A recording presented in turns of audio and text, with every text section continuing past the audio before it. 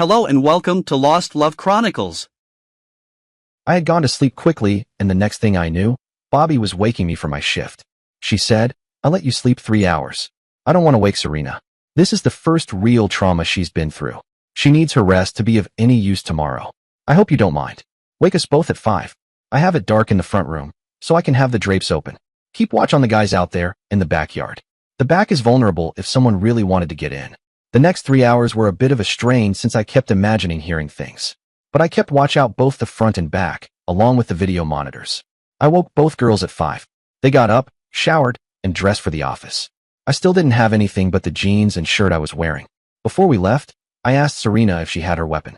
She checked in her purse, took out the lightweight Glock, dropped the clip to make sure the magazine was full, pulled the slide back to check to see if a round was chambered, and put the gun back in her purse. I looked at Bobby, and she rolled her eyes. I told her to wait a second. I went into her closet, pulled another Glock, 3 magazines, and a box of shells. I also pulled one of the new MP5's 2 additional 30-round magazines and a canister of 100 rounds. When I came back into the hallway, Bobby asked, "A little overkill, don't you think?" I grunted and added, "Think about the last few days, then say that again." We went out to the garage, set all of the alarms, and got into the car, with me riding in the back seat, and raised the door. Bobby used her radio to check with the 2 marshals in the car at the curb. They said all clear and that our chase vehicle was around the corner. I was busily loading the magazines for the Glock. I seated a clip, put a round in the chamber, checked the safety, and proceeded to load the MP5 magazines. I had just finished loading the first magazine and seating it in the MP5 when we passed what was supposed to be our chase vehicle. It pulled out after us. I looked up a second and did a double take. Bobby caught my double check and asked, "What's up?" "There's no marshal tag on the front of the car following us. Call the chase car and ask them where they are." There was no immediate answer. Then we got an answer. "We are just leaving the 7-Eleven at the entrance to the subdivision." Bobby said, "Oh shit." I quickly told Bobby, "Call the house car and tell them that we will be moving slow and to come up on us quick. Tell the chase car to set up a roadblock so we can pinch them in." Bobby was giving the directions I asked her to give, while I was stuffing rounds in the other 2 magazines for the MP5.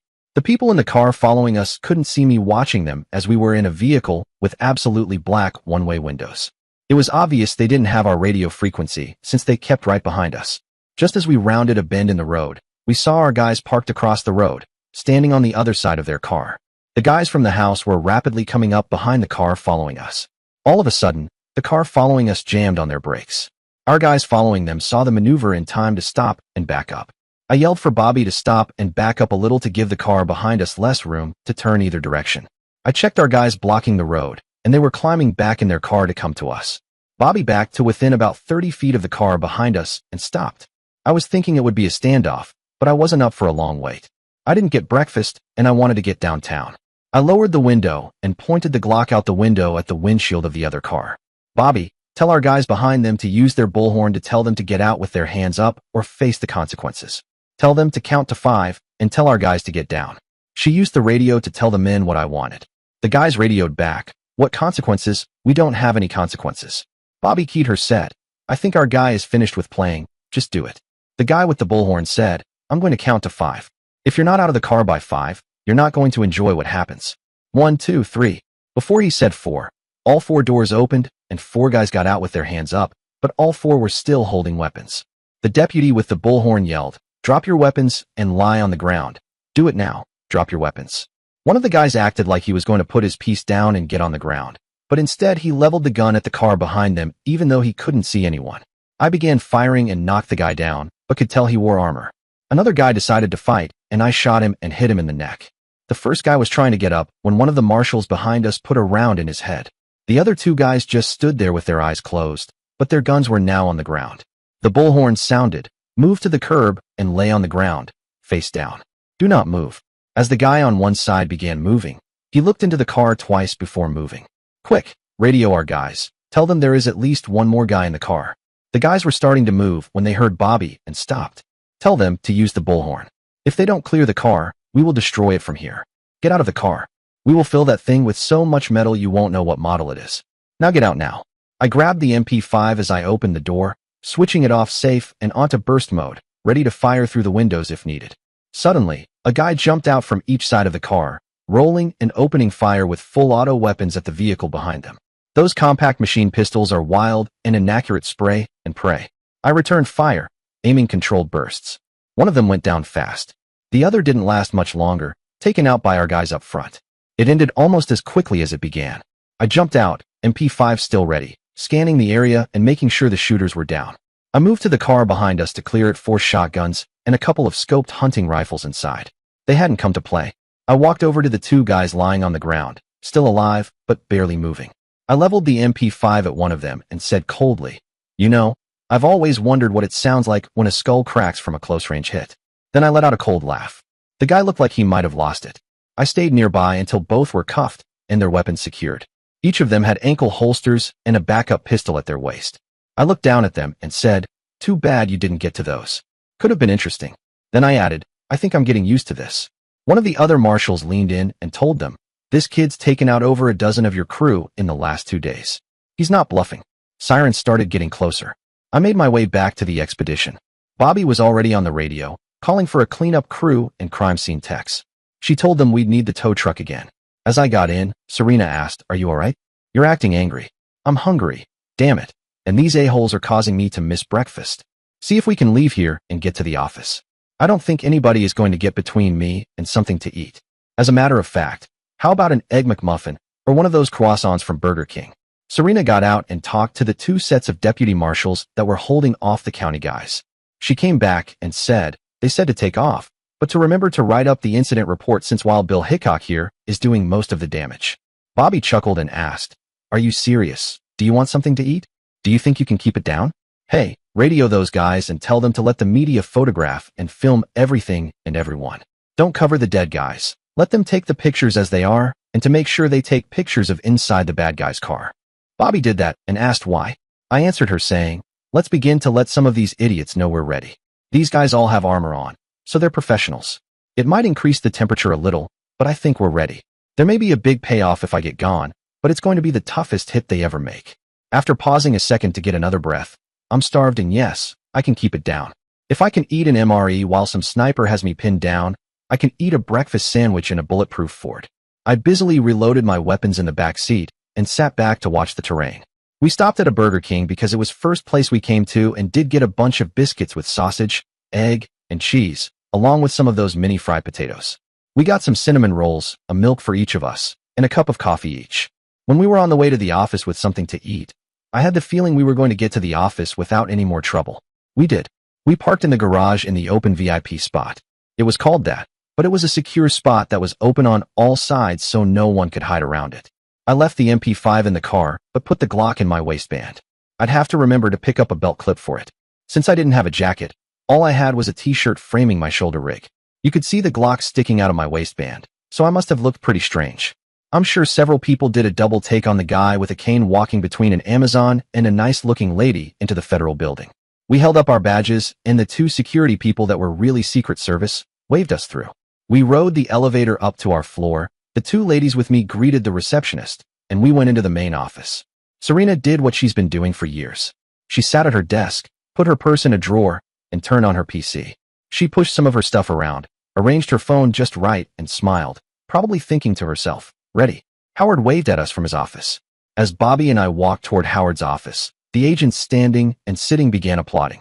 It kept up all the way to Howard's office. Bobby and I waved, then ducked into the office to talk to Howard. The first thing he said was, "Christ, can't you guys just come to work like normal deputies? You've upset the media and a whole bunch of folks out in Carrollwood. They are bitching that we put a hazardous hiding place among good citizens." He chuckled and said, "The brass is still getting up, having breakfast, and should be here by 8:30 or 9. I told them you guys would probably be here early, but they are the chiefs and we're expected to wait on them. Wait till they hear you had another incident on the way in. How many? And how many are able to talk?" Bobby said, 6 and 2. Howard looked at me and asked, "How many did you do?" 2, maybe 3. He looked at Bobby, and she said 2, probably 3. He nodded and said, "You know from your schoolwork that if you have an exceptional high kill ratio, they're going to retire you. They don't go by military or Marine rules. They think it's unhealthy to be that accurate or that you could be involved in that many incidents. Can't be helped. If I'm canned, I can go back to work for the employment people where I may still have a job." Howard grimaced, "Forget those people. We'll put you on airplane detail. Boring as hell, but very safe. It pays well, and the travel is great." He took a deep breath. "Go to your incident report real quick and bring it to me." You have to do them individually, you know.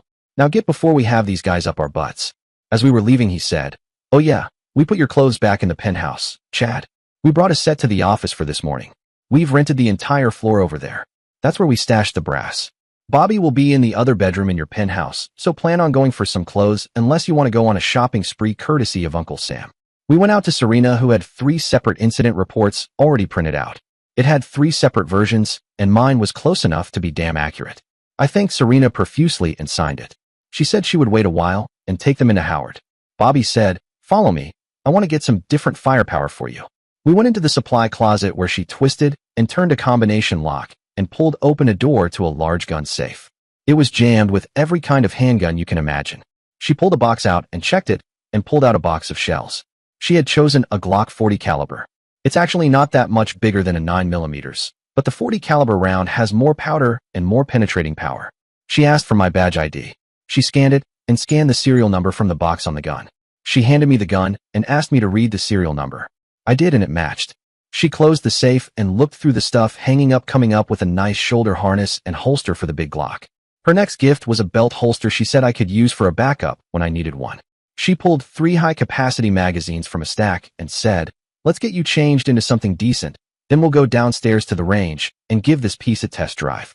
Out in the office, we asked around and found that some of my clothes were in the locker room.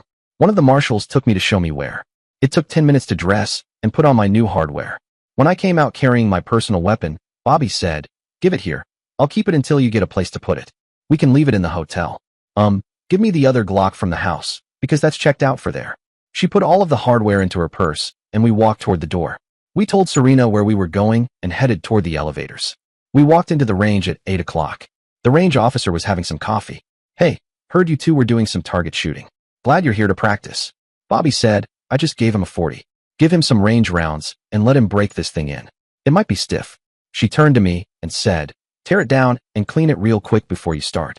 That'll probably help a little. You can clean it again when we're done. Hey, Cap, give me some of those 40s too." I cleaned the piece and reassembled it quickly. If you know how to break down one Glock, you can do any of them. I loaded 3 magazines and put on the ear muffs. At the shooting position, I fired a full clip, hitting the target consistently, but all over the place. I dropped the magazine and took the gun to the range officer. "Do you have any other barrels for this thing? I think this one has a nick in it. The hits are all over the place." He opened a drawer while I was tearing the pistol down and handed me a new barrel. I slid it in place and locked it down. Back at the firing position, I slid a magazine in place after putting my ear muffs back on and began firing steadily at the target. 10 rounds right in the center. I dropped the empty magazine and slid another in, putting 10 rounds in a really tight group in the head. This was a sweet gun, light, easy to shoot, and very accurate. I was amazed a bad barrel got through the inspectors. For the last magazine, I pushed the quick targets. These targets become lit at random, and you have to shoot each one within the 1 to 1.5 seconds that it is displayed. The faster you shoot, the faster they light up. I went through the quick targets, hitting them all without any problem. I dropped the clip, laid the gun on the position counter, and began picking up my brass. Bobby came to me and said, "Jesus, you have to teach me to do that. That's uncanny. Where did you learn to shoot like that?" When I was in the Marines, especially during my time in Iraq, there were periods when we didn't have much to do. Some guys like to watch TV all day, but I preferred reading and practicing my marksmanship. I would train for 4 to 6 hours a day. When you put in that kind of time, your accuracy naturally improves. These days, I don't get to shoot nearly as much, but I'm happy to pass on whatever tips I can. It makes sense now. You were incredibly accurate out there. I assumed you were exaggerating when you talked about making clean shots, but you weren't lucky, you were skilled. I had her get into position and asked which stance felt most comfortable. She replied that she wanted to try shooting one-handed, like she'd seen me do. I told her, accuracy is more important than style. Let me see how you usually shoot. She used a standard 2-handed grip. I checked her form and adjusted her grip, so she didn't have a finger pressing against the front of the weapon. Then I had her do a few dry fire drills, telling her to focus as if she were shooting live rounds. Instead of raising the weapon naturally and settling on the target, she tried to level it directly at the target and fired too quickly. I asked her to repeat it so I could see if the mistake was consistent. It was. I had her set the weapon down. Then I demonstrated how to bring the firearm up to the target without actually using it, just going through the motion.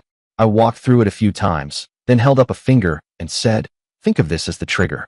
Imagine gently squeezing it, not pulling." She mimicked the squeeze, though it still had a bit of a pull. I said, You'll get better and more accurate once you master the squeeze. Now pick up the weapon and try again. Focus on the motion and the squeeze. This time she was focused. The gun stayed level, didn't jerk upward, and her shot was clean. We repeated the motion and squeeze several more times. Okay, I said, let's try a live round now. Use the same movement we practiced, and remember to focus on squeezing the trigger. Bobby was completely locked in. She raised the weapon slowly, took her time, and when she was satisfied, she squeezed the trigger. The shot hit dead center. Wow, did you see that? A perfect hit. Let me try again, she said. We loaded another single round. She followed the steps again and fired. Another clean shot right in the middle of the target. This is easy. Why didn't they teach me this way before? Let me try a full magazine. I handed her a full magazine and stepped back out of the position so she could do it all on her own. She fired 10 successive rounds dead center where she aimed. She dropped her magazine and reached for another. I opened the door and said, now, all 10 in the head. I shut the door and watched as she put 10 holes in the head of the target in a nice tight group. She dropped the magazine and laid the piece down, smiling. She bent to begin picking up the brass. I opened the door and handing her another full magazine, said, here, one more, but do it single-handed. Square away at the target, then raise your hand, shooting exactly like you do if you had both hands on the weapon. She didn't look confident, so I told her that she was a natural and plenty strong enough to handle the 40 single-handed. She put the muffs back on and slid the magazine home and chambered around. She took a deep breath, raised the weapon, and began squeezing the trigger. She put 10 rounds in the target, 5 in the center and 5 in the head. The grin on her face was awesome. She dropped the magazine and put the weapon down before she pulled open the door and hugged me to her. Thank you, thank you, thank you. In 10 minutes you showed me how easy it is to shoot. I've got to practice more so it's natural, but I can do it. Now I won't waste so many rounds in the field. We picked up her brass, cleaned both weapons, put a fresh magazine in them, and I holstered mine while she put hers in a belt clip under her jacket. As we left, the range officer said, if you stay around here, I'd like you to give some lessons down here. I hear you have a technique to use when you're up against body armor. I'd like to see it. Word travels fast in a closed community like this. I smiled and nodded, not wanting to commit to anything for a while. We arrived upstairs at precisely 9 o'clock. Serena said our guests were on their way and called to make sure we were on our knees when they got here. Howard heard what she said and cautioned, remember, these guys do my proficiency report. Be nice. You, Johnson, and you, Bobby, go find an empty desk and look busy. I'll call you when they want to talk to you. Bobby and I took adjoining desks, and since the PCs were on, we both logged onto the department website. We went through the news about our local fun, noting that the latest episode had not made the site yet. Next, we both logged onto the local news channel site to see live footage of the scene still busy out in Carrollwood. The guys were really playing it up. The street had chalk mark outlines where the bodies had lain. There were little evidence markers everywhere. There actually couldn't have been that much evidence. Not that many rounds were fired. They even had 3 interviews, one with a deputy marshal, one with a bureau guy, and one with a lieutenant with the sheriff's department. Everyone was getting into the act. The news lady, who usually had a smile, had this serious look on her face saying, now the hoodlums in the area know that the officials would prefer not to take prisoners. Howard called me at that exact instant. Johnson, come in. Bobby, you better come in too. I went into the office and was introduced to a John Scott. The man was about 50 with gray hair, cut in a nice flat top. He held himself erect and had a good military bearing. I came in and stood at attention. He recognized the stance and said, at ease. Charlie Johnson, huh? A date of being sworn in last week. It has here you were sworn in to help in your protection as a person in federal protective custody. So you're the one who started the employment office fiasco, huh? I'm sure the guy knew what my tiny file said by heart, but he wanted to be dramatic. I'm told that you have volunteered for a couple of unusual assignments and have performed meritoriously. Do you enjoy killing? The shock value. No, sir. I defend with deadly force, not with enthusiasm, but focus on my team's safety. His eyes opened wide, and he said, everyone out of here. Everyone except you, Johnson. Now, everyone left Howard's office with flat top and me still standing. When the door closed, he reached out his hand and said quietly, Semper Fi. I nodded, but added equally as softly, Ura. He said, how long in Special Forces? 7 years, sir. I'm not a sir, neither are you. How long have you been out? You know the answer to that. It's in my file. You're right, I do. Sorry about your leg. Would you have stayed? Yes. Are you going to stay in the Marshal's service? I don't know yet. It depends on what is decided and if I live that long. I want you and you'll live. We're too damn tough to be done in by a bunch of money-grubbing cutthroats. The man paused, looking at me as if trying to see inside my head. One word of caution, Johnson, try not to kill everybody. I hear you had an incident this morning and allowed a third of the attackers to live. Good move. The service frowns on too many kills. As it is, you're going to have to see a shrink to make sure you're stable. Do you still get the shakes? Not usually. Good. That means you think clearly under pressure. I'm going to call the folks back in. They think I'm dressing you down for being so accurate with a gun. I know that it is training and that you are just protecting your unit. Please remain a deputy marshal. You will have a great future with us if you do. He said, sit, before he went to the door to call everyone back in. When everyone was back in, he asked Serena, who had joined us, how come you swore Mr. Johnson in as a regular deputy marshal and issued him an ID with a full security clearance? Serena said, I checked his military records with the Secret Service. His clearance is still current and is higher than what is required for the service. Mr. Johnson exhibited the values we want in the service, and if he were a full deputy marshal, I felt I could get him to stay with us. Good thinking.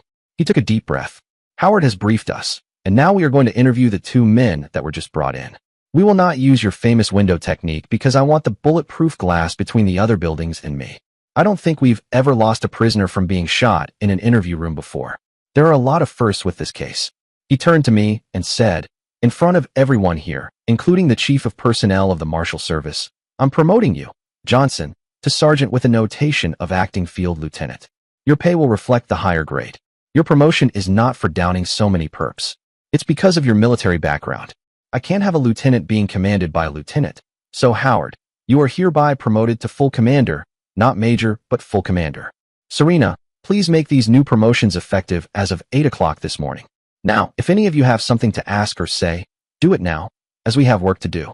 I stood, but Howard motioned for Bobby, me, and Serena to stay. The others left the office, shutting the door behind them as they headed for the interview rooms. What did you say to that man? He didn't seem to be tearing into you, Howard said. Sorry about my language, ladies. I said the only thing that made sense. He's also a Marine. He was in Special Forces too. He gets it. What does he understand? Howard asked. He understands that I don't take pleasure in killing, but I will defend my unit. Bobby added, that's similar to what you said before he sent us out. Is that something they teach you in Special Forces training? That is the second goal of a Marine on every mission. Our primary goal is to execute whatever the order is, but to always protect our unit. I was just protecting our unit. Howard said, perhaps we should send all our men through Special Forces urban combat training. But then DC would start calling this the Wild West office. He turned to me and said, thanks, Chad. Full commander is a very high honor. The man who was just in here is not a full commander. He is a lowly major. This was a special promotion and you are to blame. I blame you because the rank is too high for Tampa. They'll move me and I don't want to move. I wonder if my wife will like DC or Chicago. I doubt it.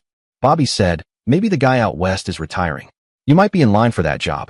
We'll see. I want you two to go get some clothes for Bobby, enough for a week, come back, check in the hotel, and come back to the office. An acting lieutenant has some extra responsibilities.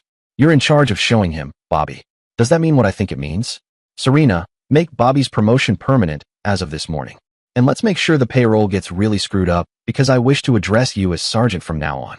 Now, just like the captain on Star Trek says, make it so. Now get, all of you, and be careful out there. You are to have a lead and a chase. Make sure our cars are armored like the expedition, just in case. The three of us left the office with shit-eating grins. Apparently the big shots had told everyone of the promotions they had handed out and gave me another hand. I just grinned and headed for the door, picking up my jeans and t-shirt on the way. Four guys followed us out the door. Bobby briefed the four on the way how we would go out to the house and made sure they had the max authorized ammo with them. The one guy said, we've checked out enough hardware to start our own regime. We should be okay. We could almost use a third guy in each car for eyes. Bobby stopped before we got to the elevators. Hey, it's not a busy duty day. I looked at the roster. Let's get 2 more men, just for fun. We should get to the hotel in time for a nice lunch. Come on. We went back and asked Serena for a couple more men. She checked the roster of available guys, and page 3. They happily came running. The alternative was getting stuck on an air marshal assignment that had them overnighting somewhere. Older, semi-retired, guys that missed a lot of work handled a lot of the air marshal jobs. The trip out to the house was event-free. One of the reasons was probably so many county sheriff's cars parked all over the neighborhood in the guise of speed traps. Bobby even said, perhaps we should reconsider and just stay here. As we stopped to raise the garage door, the extra man riding with us said, if they want you in the hotel, go. That place is easier to protect and closer to help. I said, I will miss the pool though. The guy looked at me asking, "Didn't you use the roof pool? It's exclusively for the penthouses. They even have a jacuzzi and small sauna up there." I didn't know, and I guess they thought that I didn't swim with my bad leg. Heck, swimming is better for me than that damn treadmill. The marshal said, "I'll tell all the guys to clear the pool area when they come on duty. That way you can just go up there." Actually, the only way up there is on the penthouse elevator or the stairs. There is a maintenance elevator for both the penthouse and the roof, but that's easily locked out. We even have a control panel with a visual of the elevator plus a video panel now. They installed it yesterday. The duty guy can see the lobby, the approach of each elevator, inside each one plus the door area for the stairwell on each floor below. Any movement on the penthouse elevator or any of the stairwells above the third floor activates an alarm. It's pretty cool and makes for a lot better security. I thought of Bobby's house and said, "We should ask for an auxiliary panel like you have, Bobby, so when the duty guy is eating, he can have the same view." The guy said, "It's done. We don't eat with many protective custody people, but since folks like yourself and a lot of dignitaries from the service stay there, they put a false wall up with an entire array. We don't leave them on though. They only come on upon demand." As she was driving, Bobby said, "We'll probably have them on all the time. I don't think I'll ever be as uptight as I've been. This has been intense. I can't believe there's been so many attacks." I saw the investigation notes from the Bureau. This employment fraud thing is just so huge. There are mob types all over the states that are upset over losing the easy money they were getting. We're putting a big dent in their income. Plus, we've been busting fake training centers in almost every state. A couple of them were even being used as narcotic drops. Your tax money at work, we provide the office space where they collect free money, divide up the dope, and distribute it to their carriers. Amazing that one girl not being at work regularly could cause this whole thing to collapse, I said, shaking my head. If the director had hired me as his assistant, no one would ever know. He could have corrected the problem with the girl, and the fraud would have continued. The duty guys at the house were using the family room and facilities. "Hey," one of them said, "this is good duty. These monitors are great. Anything gets close and a buzzer or beeper goes off. Even a stray dog set the thing off. I love the motion detector on those roof cameras. That makes the distant perimeter easy to watch." The other man there said, "If there is anything you don't want moved, let me know now, because this house is going to be empty by tomorrow. Your new place is being prepared right now, and they will move you en masse tomorrow. A group from the Atlanta office will be here to do the move." Bobby asked, "Do you have a floor plan for the new place yet?" The marshal opened a briefcase and gave Bobby a small floor plan so she could familiarize herself with it. Bobby commented, "Not much different, except it's bigger and there is more open space around it. I like the idea that there are even quarters for duty guys. No more going to the 7-Eleven for potty breaks either. We either use a jug or have a replacement crew come for relief." That was a real freaky thing that happened this morning, the deputy said before he turned to me. "How did you figure it wasn't us this morning anyway? I heard you were the one pulling the alarm. All of our vehicles and the bureaus have plates on the front of them. That one didn't." "Oh, not all of them do. Our surveillance cars don't, but they are more common looking anyway, like that Mustang you're driving, or at least we're driving. Anyway, that was good thinking and a good eye. Even if it had been a totally unmarked car and you didn't know it, you did right to confront it. There wouldn't have been any harm done." Bobby came out with 2 big suitcases and said, "That will take me through a week or so. I suppose I'll be spending more time in the office than usual, so that requires better clothes." She went back to the bedroom and came back out with 3 aluminum cases. "Let's pack up some hardware to carry along with us. Get the MP5 you have in the truck and the one behind the fridge." We broke down the 2 rifles and put them in the cases, with 6 extra full magazines each.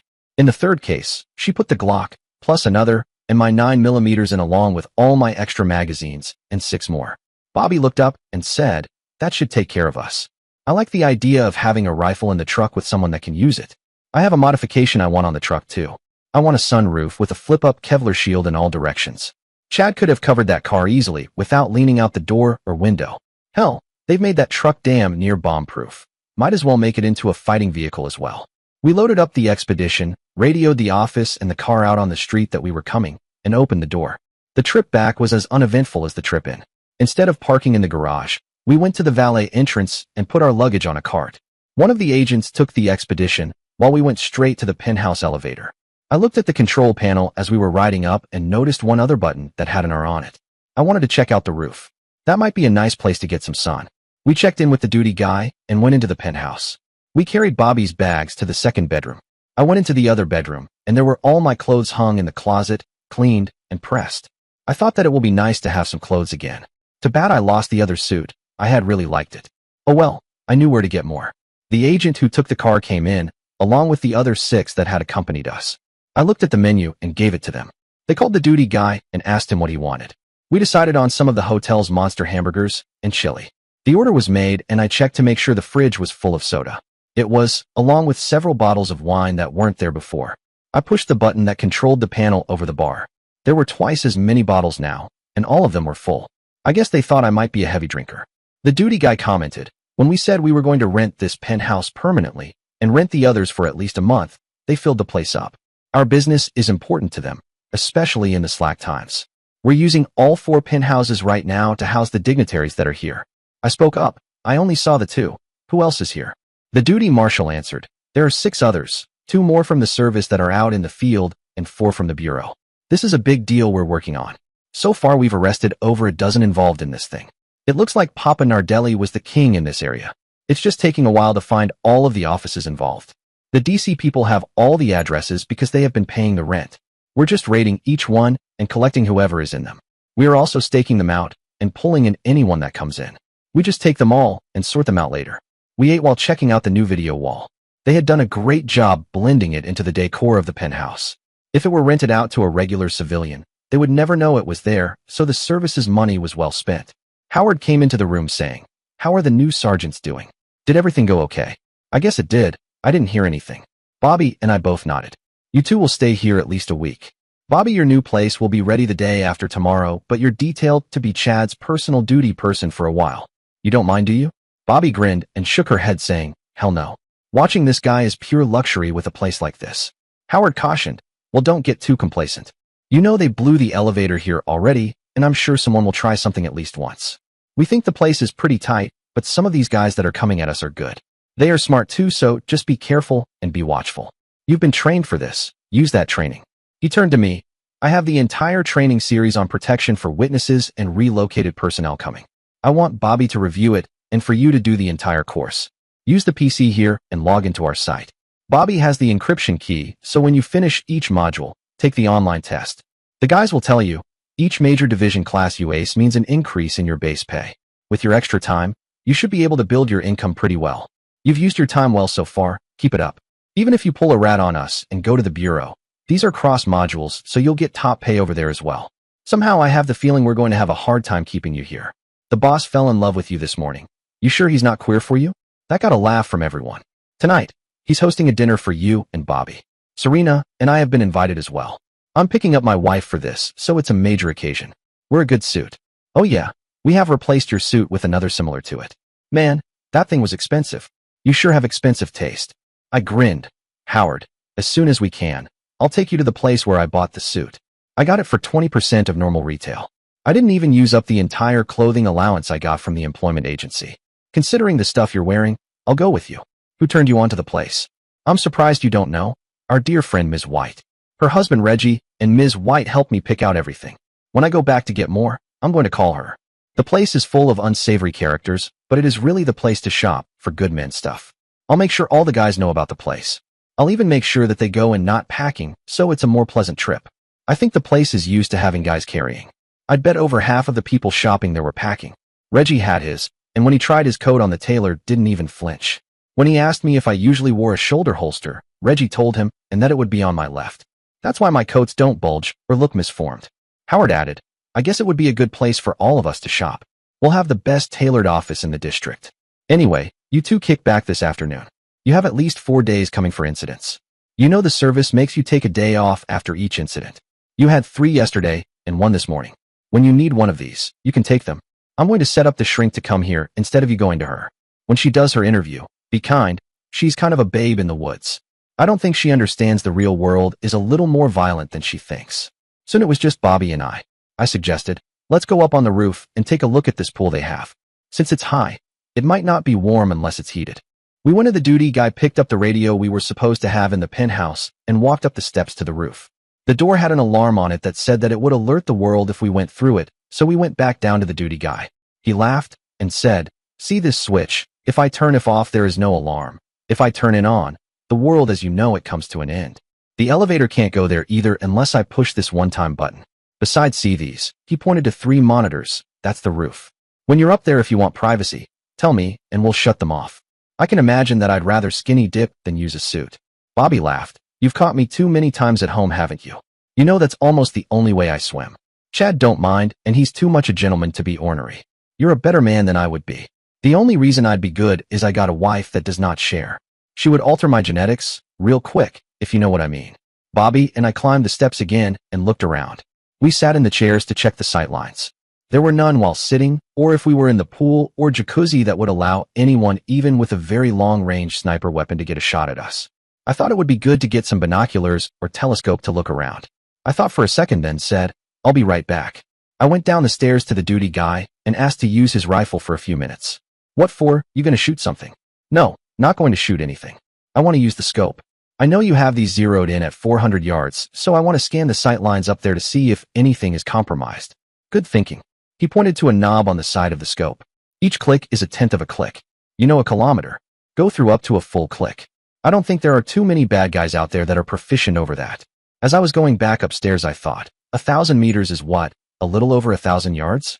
The longest shot I heard about was estimated 1,400 on a perfectly calm day.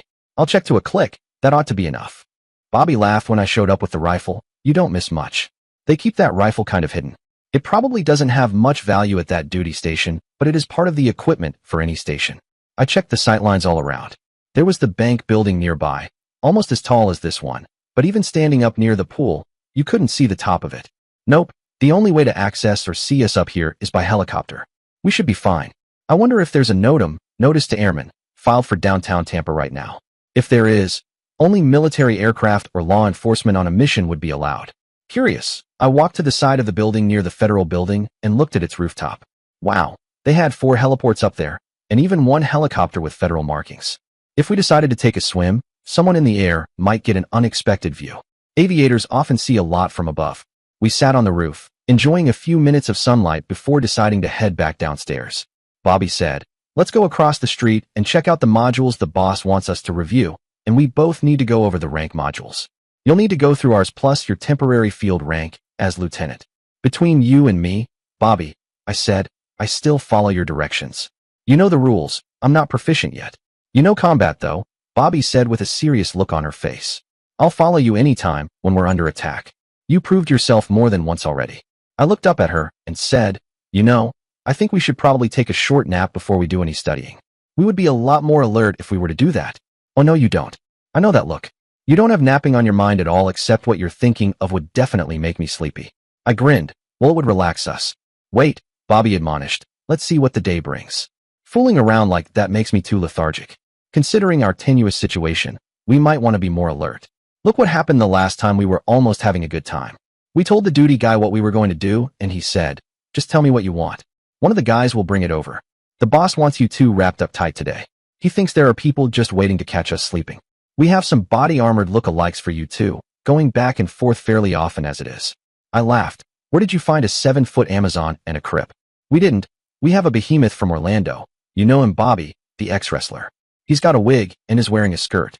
The only thing he's bitching about is your shoes, and that he had to shave his legs. I think the guy likes being dressed up. For you, Chad, we're using that new college kid we just put on. He had a hard time limping, so Howard whacked him with a cane like yours. He's limping pretty good now and needs the cane. Bobby and I cracked up, but we both wanted to see the pair so we could razz them about the duty another time. Our duty guy said, next time they come up, I'll call you. They have to start from up here and come back up when they come back, so if someone is watching they think they started from your penthouse. That's why we have all of the penthouses right now. The two of them stay on the floor below until this is over. They just come up here before they go and go back down after they get back. They are doing what you're going to do and what Chad did last weekend. Watch training videos. Bobby said, I'll call Serena so she can check them out as 2 of the modules have to be signed out by rank. Serena can check out anything. We went back into the penthouse and I said, you know what? Since we're not on assignment, I'm going to have a beer. I missed one yesterday that I was planning on having one, just like the drink I was planning on yesterday evening. Bobby said giving me a hug. Give me one too, but don't drink too much. You might have to be alert for what I have in mind for you later. Promises, promises, I said as I pulled 2 bottles from the fridge. There's probably some idiot with a plan to interrupt us later anyway. I'll kill him, Bobby said pretty seriously. I think I believed her. About 10 minutes after Bobby called Serena, a huge, almost a replica of Bobby and smaller bad copy of me came in the door carrying a box of videos. We chatted a couple of minutes before the guy imitating me asked me to walk across the room in front of him so he could watch me.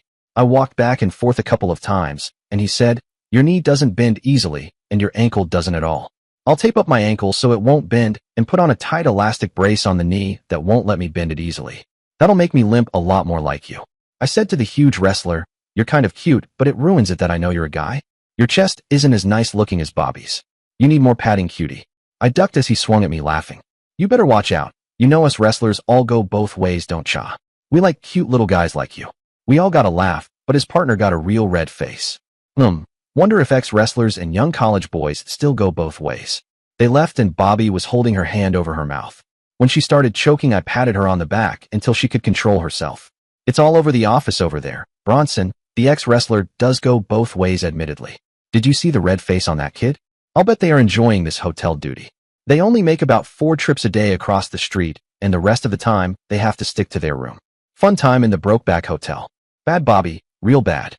You should be ashamed of yourself." "Can't help it," Bobby said, still laughing. "You teased the big guy, and his eyes got big thinking you were coming on to him. Then he teased back, and his partner blushed. It is funny, but don't ever say anything. People do what people do." We spent the rest of the afternoon watching rank videos. We needed to pass these within 30 days of our promotions. We watched both together, but I was the only one that took the lieutenant exam. It's cool the way the site gives you the grades back immediately. You're graded on correct answers, but additionally graded on the time it takes to complete the exam. Bobby explained that if it takes you a long time, then the computer assumes you were looking up each of the answers. Therefore, even though you might have answered all the questions correctly, you might still fail. Bobby and I both received 100% on the sergeant's exam, and I received the same on the lieutenant's. When that was done, Bobby said, "Let's get cleaned up for dinner. It'll be in about an hour and a half. They might call us early for a cocktail or a visit. Go tell the duty guy and get into the shower." I went out to the duty marshal, who was a different one, and he nodded. Back in the penthouse, I went to my room, stripped, and hopped into the bathroom. Bobby was standing in the shower, waiting for me. The shower was one of those big ones with 2 nozzles about waist high and 3 overhead. There was instant hot water, so we turned them on, adjusted the temperature, and proceeded to wash each other's hair and each other. Since the shower was so stimulating, Bobby ended up standing with her legs spread, bent over holding the wall, with me behind her making like I was a bronc rider balancing on one foot. Good stuff. We were both smiling by the time we cleaned off and dried each other. I told Bobby she didn't look too lethargic. Bobby disappeared into her room while I put myself together. I put on a nice dark suit with a colored shirt and tie combination that Ms. White had picked out. I looked pretty good, if I do say so myself. I went out to the living room to find Bobby coming from her room. I whistled. "Wow, you look gorgeous." "Jesus, you look good." She pirouetted for me asking, "You like?" "I like a whole lot. You smell good too." "I like that perfume. This is something Danny bought for me for Christmas a lot of years ago. You're the first guy I've worn perfume for, and I thought Danny would want you to smell it." We both were a little watery-eyed thinking of the donor of her perfume. "How about a drink? We might want to have a stiff one so we're relaxed with the big shots." Bobby said, "Good idea. Make us both a tall gin martini. That won't make our breath reek, and I love gin. Do they have Beefeater?" I looked to see what was there. "They have some British gin in a pretty bottle called Boodles and Tanqueray." She smelled the British Boodles and nodded. I put some ice in glasses and filled them with gin. I started to put vermouth in the drinks, but Bobby said, "I like mine as dry as it can get." You thought of the vermouth. That was almost not dry enough. The martinis had quite a kick. I checked the bottle to find it was 90 proof instead of the usual 40 proof of most gins. Strong stuff to be drinking about 4 ounces each. About the time we were halfway through our drinks, there was a knock at the door. I looked through the peephole before I answered it. Howard was waiting to get in. "Quick, get me something, preferably a gin martini, before we have dinner. Today has been Tension City." Before I could get his drink poured, there was another knock on the door. Bobby let Serena in. Serena gasped, "Quick, get me something to drink, anything." I gave Howard a stiff one, but gave Serena a much smaller one as she isn't that big and this stuff was potent. Howard looked at the size of our glasses. "Are you two drinking that much Boodles?" When I nodded, I commented, "I didn't know it was so strong until after I poured. I can't drink all of mine. Perhaps I'll finish it later." Bobby handed me hers and said, "Put mine in the freezer too. That should keep the ice cubes frozen." Howard said, "Just be yourselves. These guys haven't really been a pain in the butt, but they're still from DC, and you know what home office people are like. The upper echelon guys don't always relate to field people. We deal with the shit, and they just send out the toilet paper."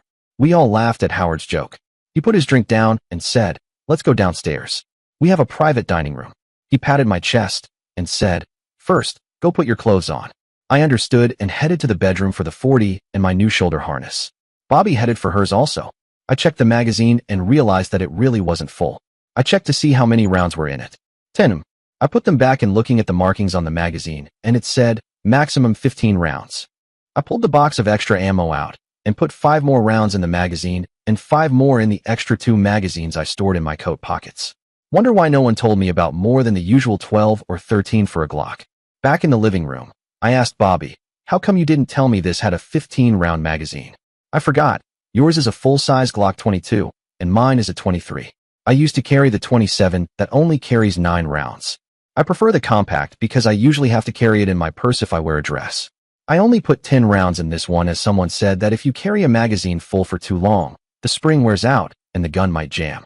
If you were a homeowner keeping a piece at your bedside, you would be right. But we're combat troops. We throw these magazines away every year or have them refitted with new springs. I looked at Howard to see if I was right. Or at least, that's what the military does. We are supposed to do that. But you know, I never carry a full magazine either, Howard said. I also carry a compact because it is lighter. Well, I'd rather have the 15 rounds and one in the chamber. Thank you very much. That's 5 more rounds in a tight spot. Hell, I even ran out of the 30 rounds on the MP5 today. I heard there is a new 40-round magazine. We should look into those. Okay, Wild Bill, this is really an unusual time. There's not as much action in the entire Marshal Service in a year as you've had in a week. The next thing you know, you'll be carrying extra magazines around. I blushed really bad. You don't, do you? Howard asked.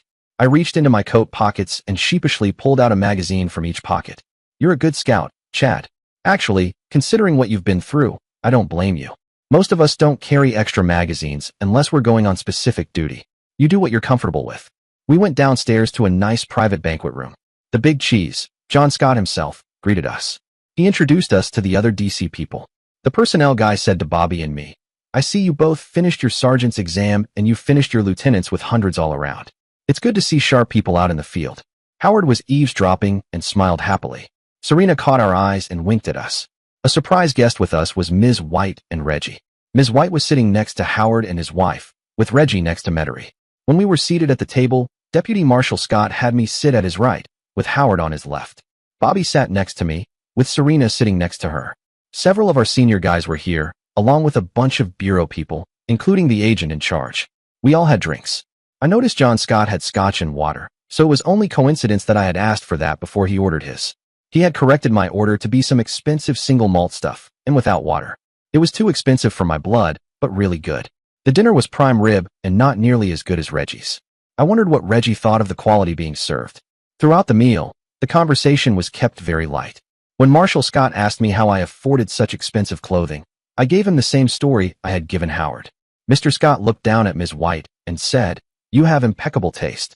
Thank you for directing our young man in his clothing selection. You're giving him some good habits. Ms. White thanked him and said, It was a pleasure. I felt I should help him spend his special clothing allowance properly, and I wanted him to make a good public relations impression on our clients and prospective employers. Reggie was the one that already knew where to shop, though. He just drags me there because I can put what should be worn together for him. You did a great job for Mr. Johnson. He's the best-dressed marshal in the service. After the very nice meal, John stood and spoke to the group. First of all, Howard, please stand. The U.S. Marshal Service has many men that do great things and perform beyond expectations every day. Some perform that way for extended periods of time. Howard Smith has performed that way every day since he was sworn in so long ago. For his contribution to the service and this office, Howard is promoted to full commander within the U.S. Marshal Service. There was applause all around. I want you all to know that this lady next to Mrs. Smith was instrumental in hiring Deputy Marshal Johnson. We all know how lucky we've been to have him over this past week. Chad, Bobby, Serena, would you 3 stand? The 3 of us stood up, wondering what was coming. Mr. Scott handed Howard something and said, For having the ability to act under pressure and under fire in a manner that expresses the traits of a heroic deputy marshal, Serena, the service presents you with the Legion of Merit Award for Courage. You are the first person within a clerical position to ever receive this award, as well as the first within clerical to be promoted to sergeant. We all applauded Serena as Howard pinned the medal to her suit coat. Marshal Scott handed Howard something again, then began, For her quick thinking, courage, and heroism under fire, I award you. Bobby, with this Medal of Valor for performance of duty beyond expectations. Congratulations, Sergeant. Bobby was really smiling. This was the same medal her Danny had been awarded posthumously. Marshal Scott turned to me and said, "Be at attention." Then, very softly, he said, "Marine Charlie Johnson, for courage, heroism, and the performance in protecting your unit, you are awarded this Medal of Valor." He pinned the medal on me. "For your performance so far beyond what could be expected of you as a marshal, and that exemplifies the Marine Corps that you are still a part of, you are awarded this Silver Star. Congratulations, Sergeant Johnson." Semper Fi? As I answered "Ura," several men around the table enthusiastically gave that same salute. Marshal Scott stepped back and saluted. I couldn't help it. I returned the salute. He smiled at me and said, "Be at ease," then vigorously shook my hand. As the formal ceremony broke up, several men came forward to congratulate me, almost all saying, "We should have known. Only a Marine, Special Forces, too." There was a long meet and greet with some having another drink, but Serena, Bobby, and I didn't partake. When it was time, Howard radioed a duty person to take us back upstairs. John Scott said he would see us in the morning. Serena said she was coming with us, and we three left to go upstairs. Before entering the lobby, it was thoroughly checked with our guys staying in constant contact with the other duty people. Once we entered the elevator, we relaxed as it was programmed to only go to our floor.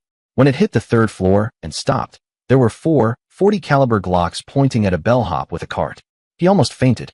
The duty guy said, "I forgot about the room service kitchen. Come on, we won't hurt." The man warily pushed the cart into the elevator, and we proceeded to the top floor. The duty guy met us laughing, as he had seen the confrontation with the bellhop. "My bad. I should have radioed you that I had ordered." Who would have guessed he was coming up at that exact same time? "Sorry, guy." The bellhop wasn't too amused but said, "That was the scariest thing I've ever seen. Those barrels are huge when they're pointing at you that close." As the three of us were going in the room, Serena said, "I'm staying tonight. We're going to bed early, so good night." The duty guy was more interested in his food than us at that point and waved good night. We locked the double door and put the stops down. Bobby said, "I saw some Mai Tai mix. Let's have one of those when we've changed." Let's see. Where were we the last time we were interrupted? Serena said, "We were relaxing in the jacuzzi." Bobby went over to the patio door and opened it. She flipped a switch and we heard the blower motor of the jacuzzi out on the patio start up. "Last one and has to fix the Mai Tais." The two ladies raced toward Bobby's room while I hobbled to mine. I took my clothes off and hung them up, preserving the creases and press.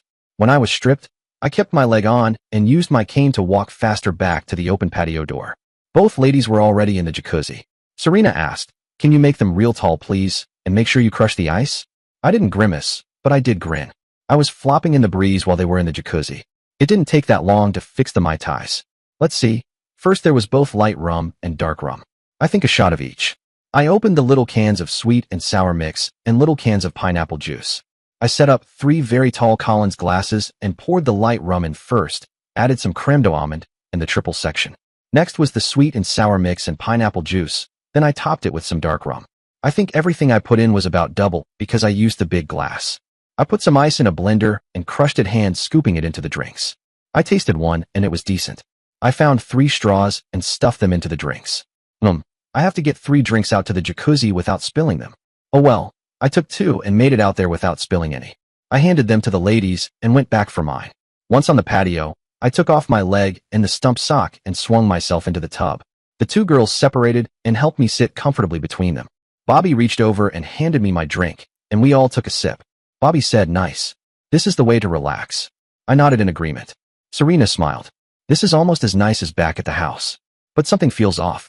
I raised an eyebrow, curious. She reached over and gave my arm a light squeeze.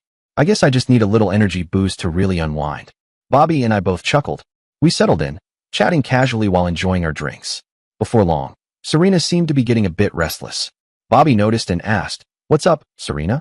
Still feeling a bit off from this morning?" "Not really," she said. "I just need to recharge, and I've got the perfect remedy. Would it be weird if I gave myself a little pick-me-up?" Bobby laughed. Before she could respond, Serena was already adjusting her seat and getting comfortable. Oh my, you were serious," Bobby said, leaning over to give me a quick peck on the cheek while grabbing my hand. I got the hint and held both of their hands, leaning back and closing my eyes as we settled into the moment. With the mood light and easy, the 3 of us were completely relaxed and enjoying each other's company. The 2 women helped me out of the tub, and I sat on the edge as they dried me off. I played with Bobby while they worked. Bobby picked up my leg and sock, then asked Serena to get our drinks while she put Chad to bed.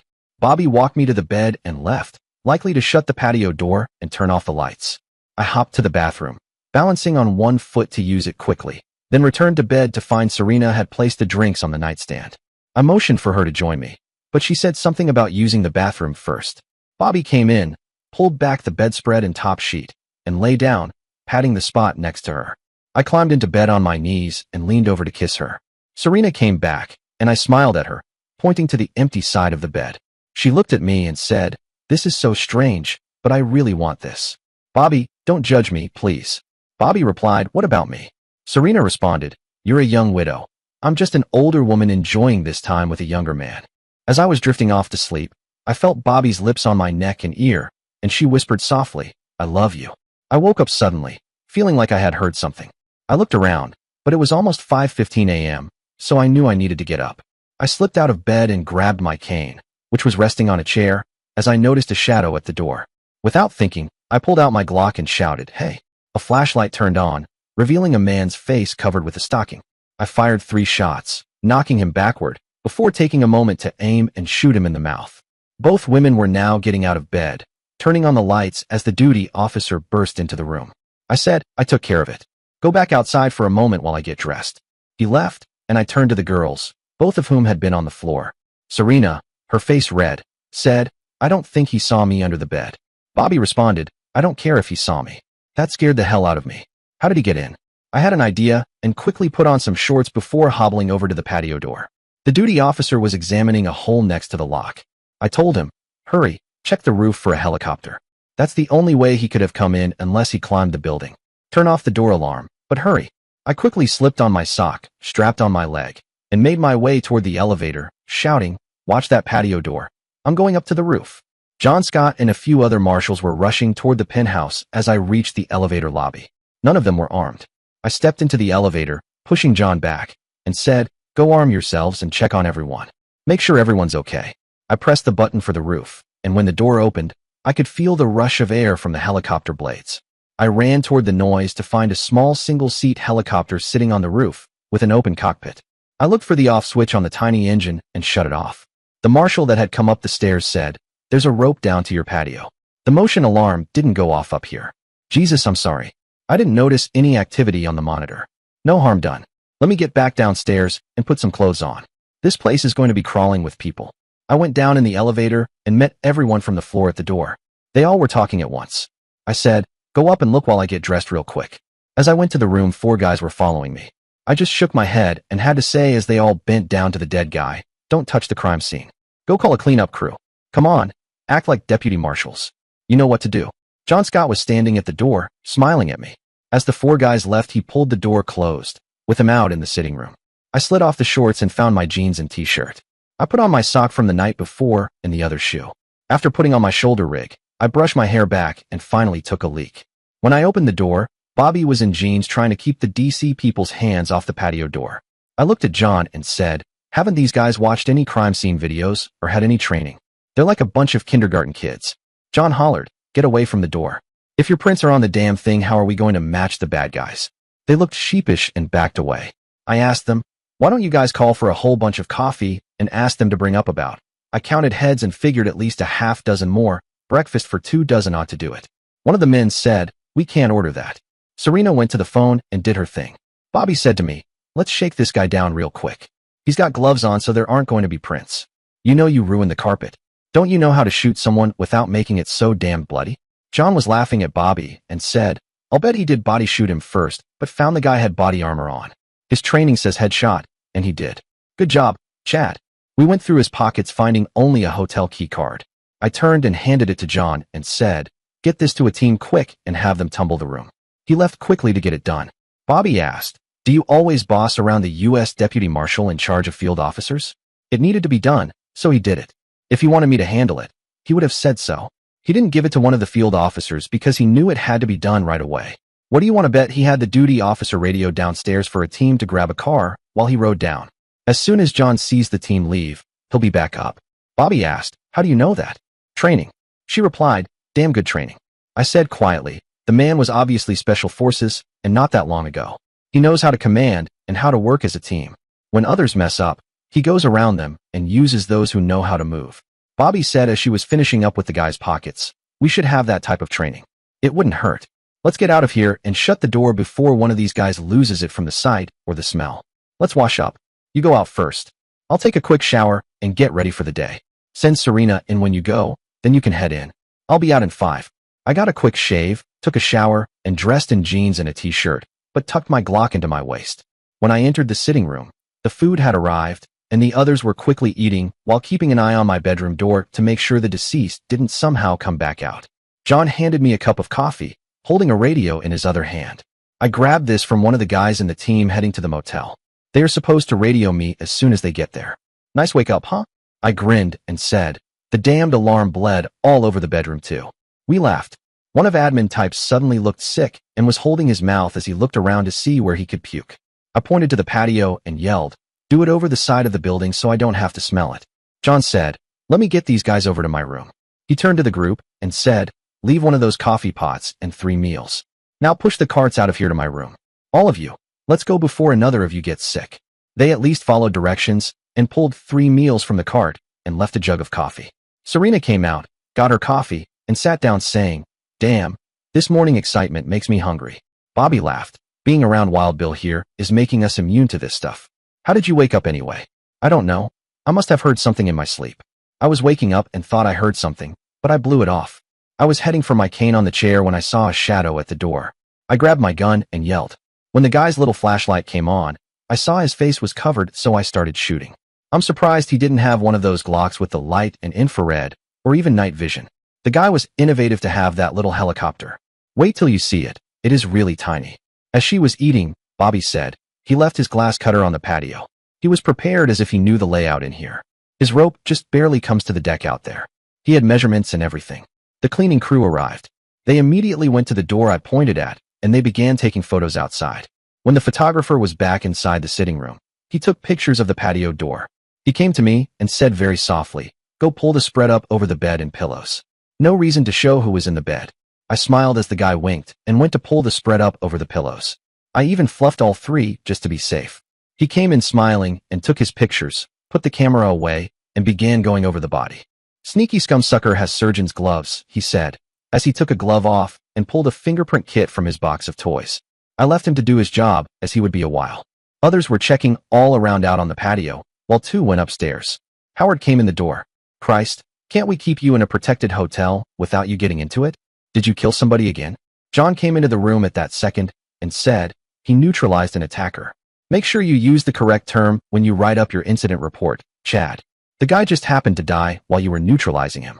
Howard laughed. "It's a damned good thing it's you up top, John, or my boy here would be shown the door." "Yeah, I know," John said. "The former regime didn't like dead people. They thought we should capture people while they were shooting at us." "Did this guy fire his weapon?" I said, "Didn't give him a chance. When he turned on his light, I saw his face was covered and made the decision he was a hostile and took care of it." "How many rounds did it take before you realized he was wearing armor?" I blushed. 3 in a quick burst. I at least had him standing up by then. John laughed. "Just like the book, 3 quick ones, and a decision." "Good job." Howard said, "You 2 talk your own language, don't you?" John said, "It's the way teams are. You protect your unit. You make decisions to protect your unit. You consider yourself the last man standing, regardless, and fight that way." Howard was obviously impressed by his boss. Serena said, "If you guys don't need me, I'm going to the office. I'll get my incident report done." She said to Bobby and me, "You 2 do yours as soon as you can. Send it to me in an email. See you for lunch." John said, "There's breakfast in my room if the guys left anything. If not, I didn't eat yet. We'll go downstairs and eat together." Another group of CSI guys came in with a stretcher. Another guy came in wearing a flight suit. I asked him, "Are you going to fly that thing out of here?" "Hopefully. It's probably AG, one that the guy either built for the job or stole. I'll take it over to our building so we can go over it. Those things only hold a few gallons of fuel, so it didn't come from very far." "Where is it?" "On the roof." "Yeah. You should probably go up the stairs. See the duty guy in the hall, and make sure he got something to eat." The pilot came back and said, "He didn't eat yet. Order him something." I called downstairs and ordered 3 more breakfasts, some milk, and a lot more coffee. I noticed that Bobby didn't eat hers either because it was cold and greasy. While we were eating with the duty guy, 2 people wheeled out the dead guy, and a guy went into the bedroom with some kind of carpet scrubber. 2 maintenance guys wearing U.S. Marshal coveralls came in and began working on the patio door. I said to Bobby, I thought that was bulletproof glass. It is. It can still be cut with special tools. That guy had them. How did he know about the bulletproof glass, I wonder? The radio crackled, asking for safe one. Bobby answered, safe one. Gold mine at the motel. We're bringing in guests and goodies. See you in about 45. The phone rang. I answered and Howard said, you just got the call. Tell the other pair to stay indoors for a while, and you two come over. Be careful, and check the street real good before you cross. I laughed, saying, okay, Dad. We'll look both ways before we cross the street. Cool it, kid. You know what I mean? He still had a smile in his voice, so I knew he was okay with joking around a little. I went out to the duty guy and told him to call the pair on the floor below and tell them to stay put for a while. You'll contact them when it's time to do their imitation. He grinned, like they need having more time to lay around. Did you notice how both of them are walking bow-legged? If the kid didn't have to fake a limp, he would be walking with a cane anyway. That big guy seems to be doing a newlywed babe imitation. Be nice. They're doing what they are supposed to. They have to entertain themselves some way. Right, he said, shaking his head. I changed into some of my new slacks, a neat dark shirt, and a good-looking sport coat. The mirror told me I looked good. The big 40 felt good in the holster under my arm, too. The maintenance guys were almost done in the sitting room, but said they were going to give the carpet one more shot with some special dissolving material. Actually, you could hardly tell where the blood spots were.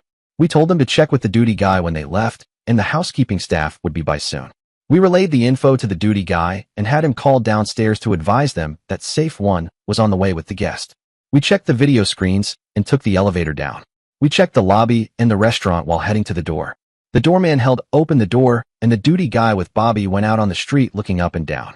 Bobby waved her hand by her side to indicate I should move with her. The three of us walked across the street with me in the middle and went into the federal building, flashing our badges. As I went through the metal detector, one of the guys asked, are you trying to get a quick rep? If you are, you've done it. Even one of our bosses was calling asking if you might be a candidate for number one duty.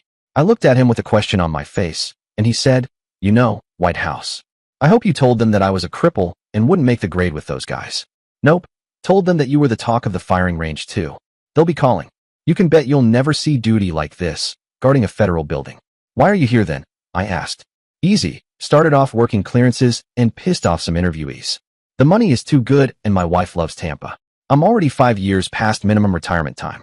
I'm good for another 15, and this is a no pressure, no danger job. With you around it might be more so, but you won't be here long. Hot shots are always kicked upstairs quick. Bobby waited till we were on the elevator. I knew those guys were Secret Service. He's right though, hot shots always get kicked upstairs quick. I have something to say about it, and I'm still an employment agency guy trying to match fresh out military guys with jobs. Sure you are, like Scott is going to let you go? Once in the office, we joined the others in waiting for what the team was bringing in. Howard said, the Bureau sent a team out with ours, and it was apparently needed as they called in for a cleanup crew and had 2 for the Sawbones. All the good guys are okay. They said you would want to be in on the interviews, though. There was a commotion in the reception area, and 10 guys were on it in an instant. 5 guys in cuffs were pushed through the office. 4 went to interview rooms, and 1 was taken to a desk where he was told to sit. I recognized the guy. I knew him from Special Forces training. He was a TI, a training instructor. He was looking around, and I thought, not very smart to leave a guy like that by himself in an open room. He sat quietly, though, and kept looking around. He didn't recognize me, but that was understandable considering it had been several years and several hundred men since I saw him. One of the Bureau guys came out and uncuffed him and gave him a cup of coffee. John Scott came over to me and said, recognize that guy? I nodded. He's been undercover for the Bureau for almost 3 years. This was a lucky break. He can get off undercover now without breaking the chain. We have 2 more guys in the same bunch, but they are out west. John said, come here. John introduced me to the guy and said, remember this guy? If I take off his longer hair, he does look familiar. About 4-5 years ago. You out and working for these guys now? I whacked my stick with my cane and said, the Corps said I had to be a civilian again. Actually, I may only be temporary here. John said, this is the guy your crew was sent for. Now do you understand how those guys have lost so many men? Holy shit, they would have had to send 20 or 30 and still get lucky. Shit, you don't send someone after a troop after he's been in several years of combat. They're too salty, too aware. Christ, this guy is probably still seeing men with towels on their head. How come you didn't come to get us today? There wouldn't be so many in the interview rooms, that's for sure. I played chicken and hid under the bed while the shooting was going on. The idiots I was with had no lookout, no guard. They were caught completely unaware. Most of your guys can't shoot for shit. I'll bet they must have fired a couple of 100 rounds to down 9 and wound 2. The other 3 guys you brought in with me were under the bed with me, pissing in their pants. You happy to be through with undercover? Yes and no. I lost my wife a few years ago to cancer, so I left the service since they wouldn't send me to a combat unit. The Bureau offered me a position and I immediately volunteered for the undercover assignment. It was easy to make up my background. We used my real name and my real background. I just failed to tell them that I was working for the good guys too. John said, you know what? Enjoy life, find a new life and a new way to do things. You've had enough time to get over losing your wife. Or should I say the rough days are over? You'll never get over losing her. At least now it isn't as important to try to join her. You're right. I'm ready to join society. Maybe even go back to training crazy kids that want to play cowboy. See, I did well. I made this one worth his salt. You sure did. Sarg, you sure did. Thanks. He winked and said, Semper Fi. John and I both said, Ura. I started to walk away, but stopped and said, you know you could transfer to the Marshal's service. You would make one hell of a protection guy. He smiled and said, I would, wouldn't I? What do you have different here than the Bureau? No undercover, and you get to travel if you want to do air marshal work. I think some of the bad stuff is chasing down escapees, but it's probably like chasing down those idiots we were chasing in Afghanistan the first time there. The man sitting said, hell, that was fun. I love chasing those guys. They always thought they could outsmart us, and we always found them. You're right. It might be more fun here. The Bureau chief heard me talking to his man and said, I ought to be mad at you for trying to steal my guy, but he's just come off a long undercover assignment. The Bureau would shit on him anyway because they don't think a guy that's been undercover that long can adjust. That pissed me off. It did John too, as he was starting toward us. I said, your people don't know a Marine and don't know Special Forces. They work right up until they swallow their weapon or they can't do anything but. It's ingrained in how we think, how we live, and how we die. The Bureau chief said, hey, I don't make the rules. My guys are smart, college-educated lawyers or other forms of professionals. We try not to get our hands dirty. The guy in the chair said, thanks for letting me know. He turned to me and said, okay, troop, where do I apply to switch jobs? Come on, let's get you signed up then we'll get you cleaned up and some good clothes. I want some stuff like you're wearing. I like your look. Okay, we'll do that in a few minutes. Come on. I called to the Bureau chief and asked him to come with me. He did, with a docile look on his face. We went out to Serena and I said, this man is transferring from the Bureau to the service. Can you do the paperwork for him, swear him in, and get him a clothing allowance if he's eligible, so we can go get him some clothes? The Bureau chief will sign off and John will agree with me. That's for sure. Serena said, as acting lieutenant, you can hire anyone you want. How will you start him out?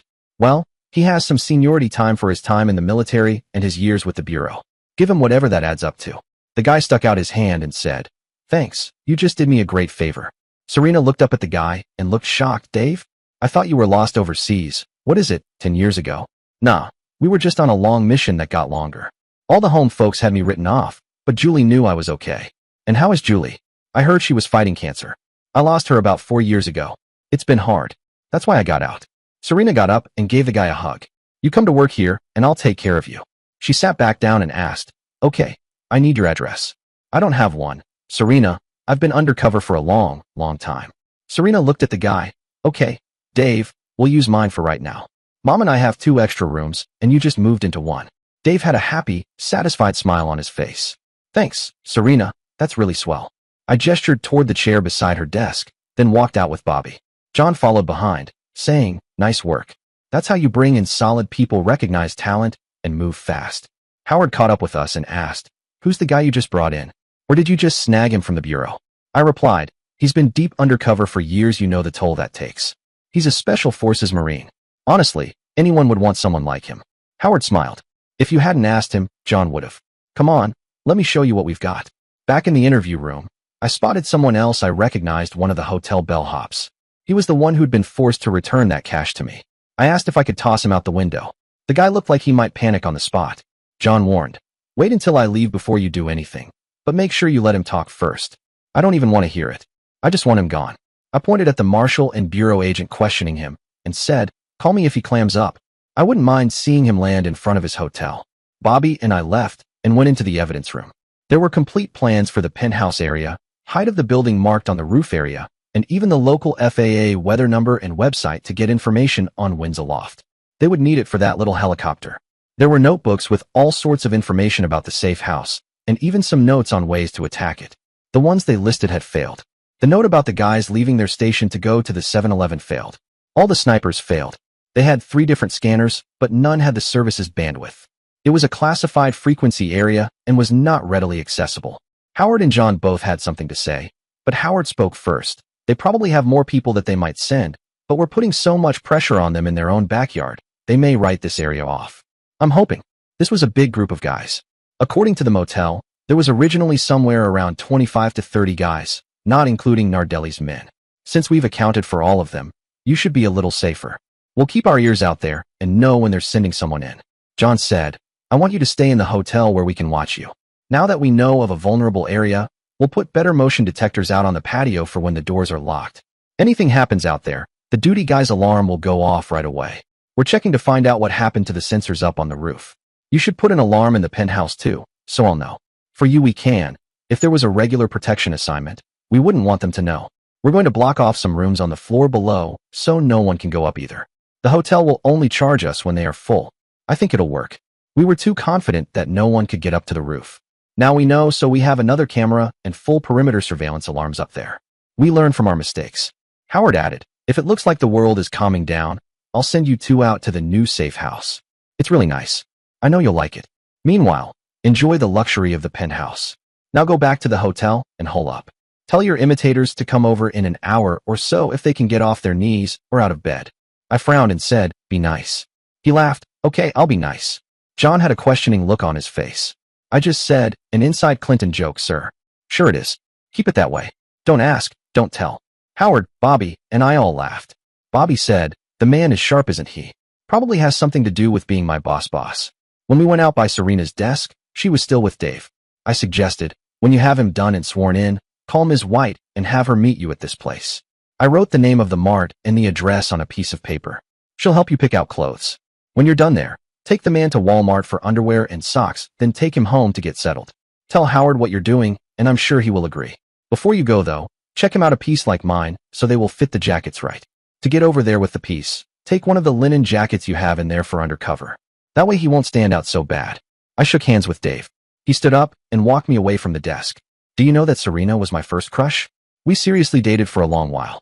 When I went into the service, she started going out with some other guy, and that's how I met my wife. She was Serena's friend back then, and was until we moved away. Now look what you did. You not only brought me home, you gave me back my first girlfriend, and I'm even going to be in her home. Thanks, man. Enjoy the service. It's a good group. Study the videos, and you'll go up fast, I promise. Bobby and I left. We radioed over to the hotel, and the duty guy came out and walked over to get us. We checked every which way as we walked back to the hotel. Upstairs, we had the duty guy there call the imitators and tell them to go over in about an hour. The duty guy said the penthouse was clean as a pin and even more ready than ever for us. They even put a motion alarm for the patio and roof in the penthouse for me. We walked in and decided to have lunch sent up.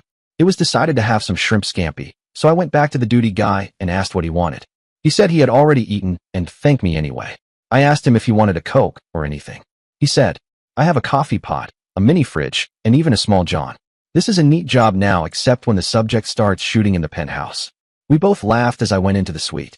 After lunch, we had a choice: get some sun and swim, take a nap, or study some videos. Bobby stretched and said, let's take a nap. We didn't get much sleep last night. We did take a nap, a short one, after a long bit of exercise. We worked, or rather studied, till about 3 and decided to go exercise. I told the duty guy, and he called another guy to come up and escort us to the gym. Bobby and I worked out for about an hour and a half and decided we needed a swim. We went up to the roof, stopping for some towels and checking in with the duty guy. He said he would shut down the cameras up there for us. Bobby said, if you can stand to see my bod, look all you want. If this guy gets frisky, turn it off. The guy laughed and told us to enjoy. We swam and had fun putting lotion on each other. I noticed the light was off on the camera, but that didn't mean another might be on. We were satisfied, so we just enjoyed the sun. About 5, we put on our sweats and went back to the penthouse to clean up for another formal dinner. By 6, we had guests drinking in our penthouse. Serena and Dave, who was in new clothes, came and both of them were smiling in each other's company. Dinner was a good steak and good conversation. The only announcement was welcoming Dave to the service. When dinner was done, Serena asked if she and Dave could come up with us. As soon as we were in the penthouse, Bobby winked at me and said, make us a bunch of Mai Tais. We'll be right back. They went into Bobby's room. Dave asked me if I knew what was up. I said, I'll bet they will be bare-ass naked out in the jacuzzi in just a few minutes. No way. I smiled and nodded, getting to work on the Mai Tais. I had just finished crushing some ice and made 4 tall, strong drinks when Bobby and Serena came out in robes. Bobby said, "We're heading to the hot tub. Dave, you can change in my room and meet us out there. Don't forget some towels." Dave looked at me and grinned. "Think tonight's going to go well?" I chuckled. "Better than well. That woman's been waiting for someone like you for a long time. Funny how life works sometimes."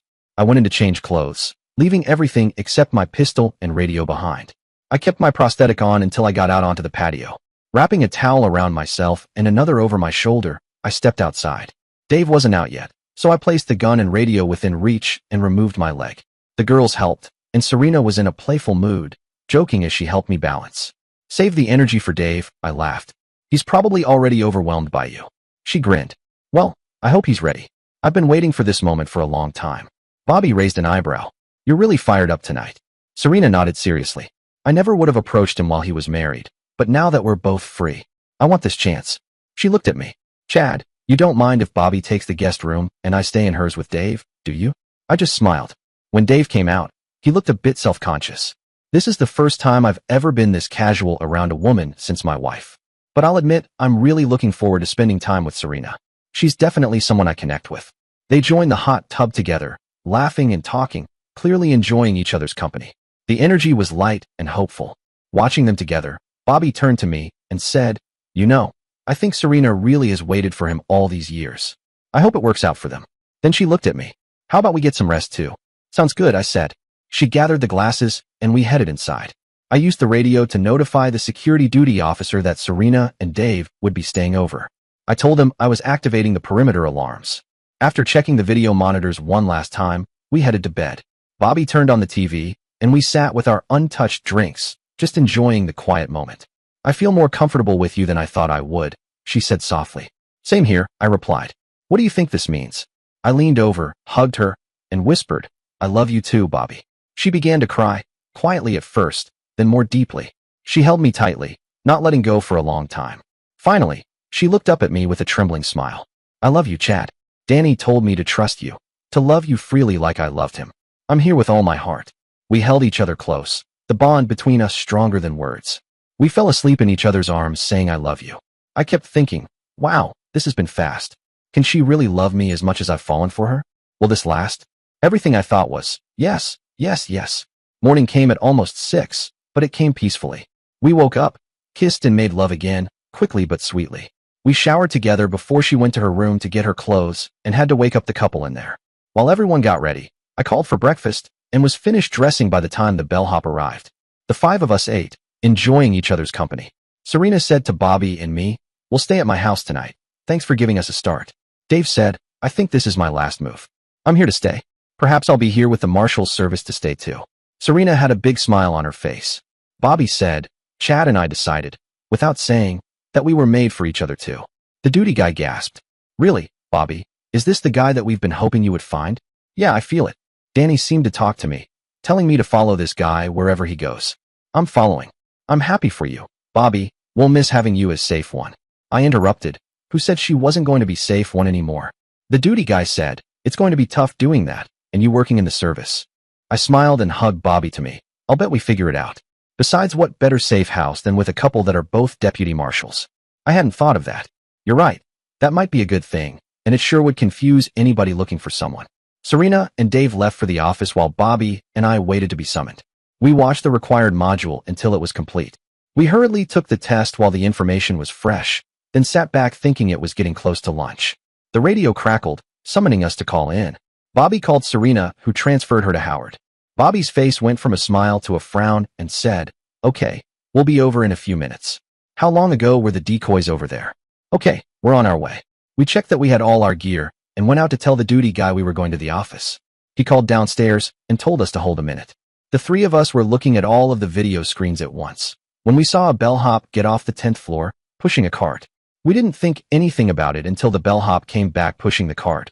Only this time the bellhop had his hat on kind of crooked, and we noticed the pants were dragging the ground. Bobby said, the guy's hair changed color. He knew that the elevator wouldn't stop at the penthouse floor, so he went down to the kitchen floor and called the penthouse elevator from there.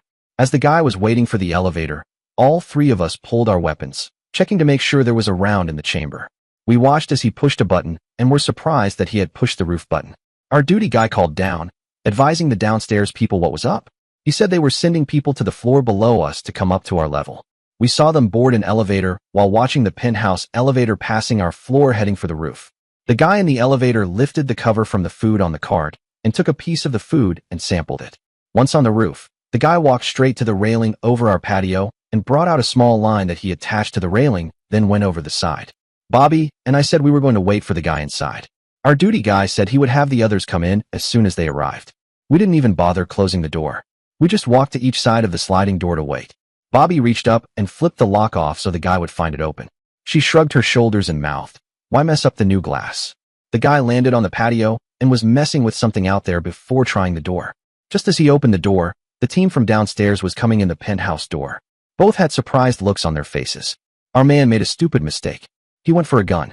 7 handguns went off at the same time, propelling the guy backward.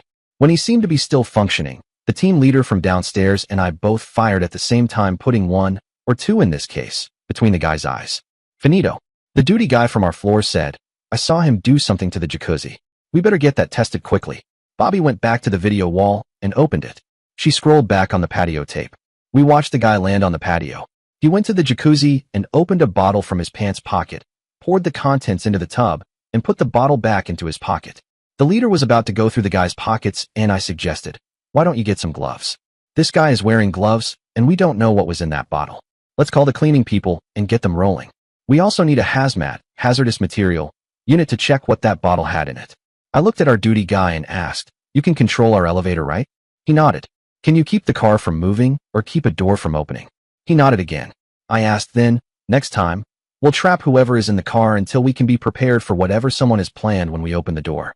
We might even want to put some kind of gas that can be released in the car to knock someone out. Let's think it all through, have it done, and make some plans." Bobby asked the team leader, "How come you recognized a problem but didn't stop the guy downstairs?" "We didn't want to tip our hand down there. We think there is another one down there watching. Now that we have this under control, we'll take that guy and question him." He called on his radio telling the downstairs men to take the man down there. He then sent 2 of his men to look for the bellhop that had been replaced. "Okay, Bobby, let's head to the office." Before we could even get to the door, Howard's voice came over the radio. "Hold wherever you are. Hold, and take cover, please." Back in 10. We walked back into the penthouse, just standing off to the side, when a helicopter came down to eye level with the patio. Every man there dove for cover. I was watching a guy that was strapped and holding what looked like an RPG launcher. Rocket-propelled grenade.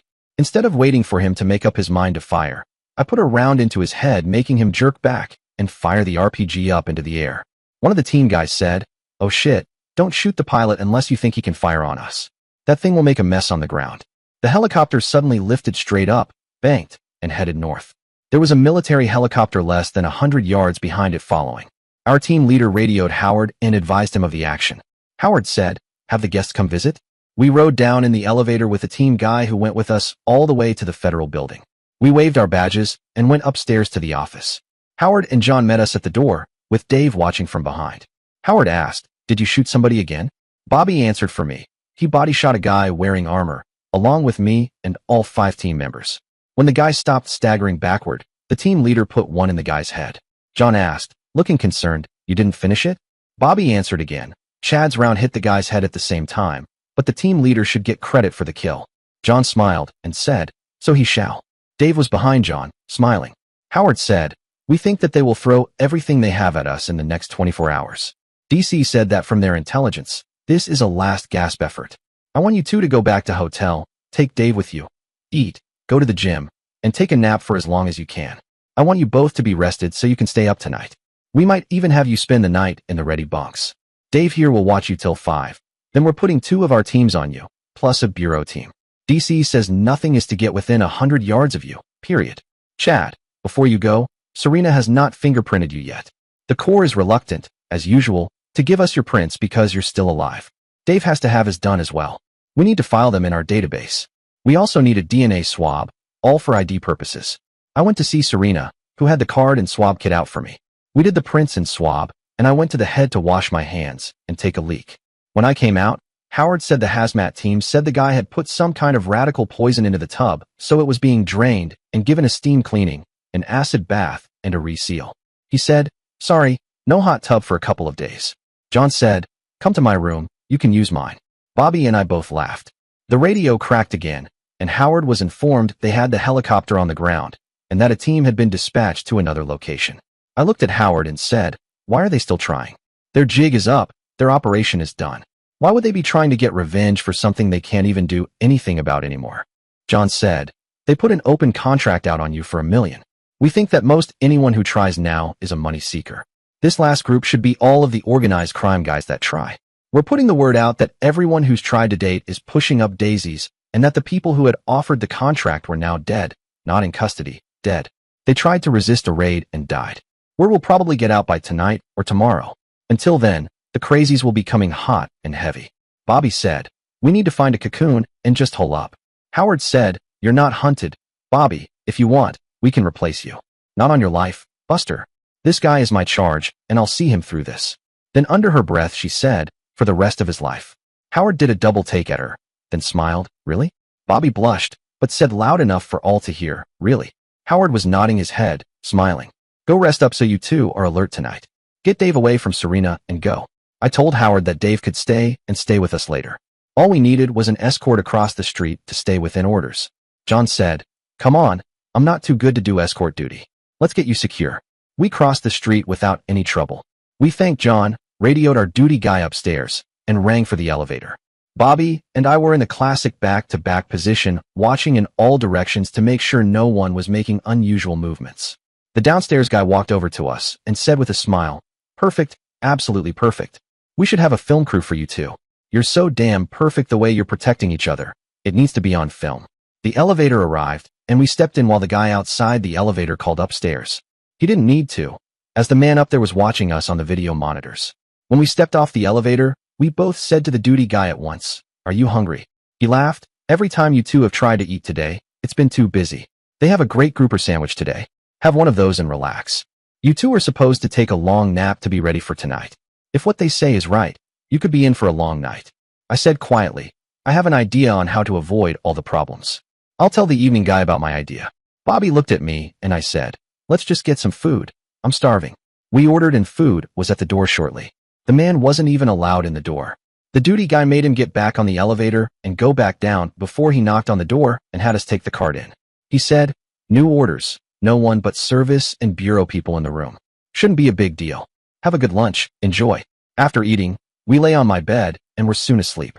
We slept till about 5 and decided to dress more comfortably. We both put on jeans and dark t-shirts, with our shoulder holsters in place.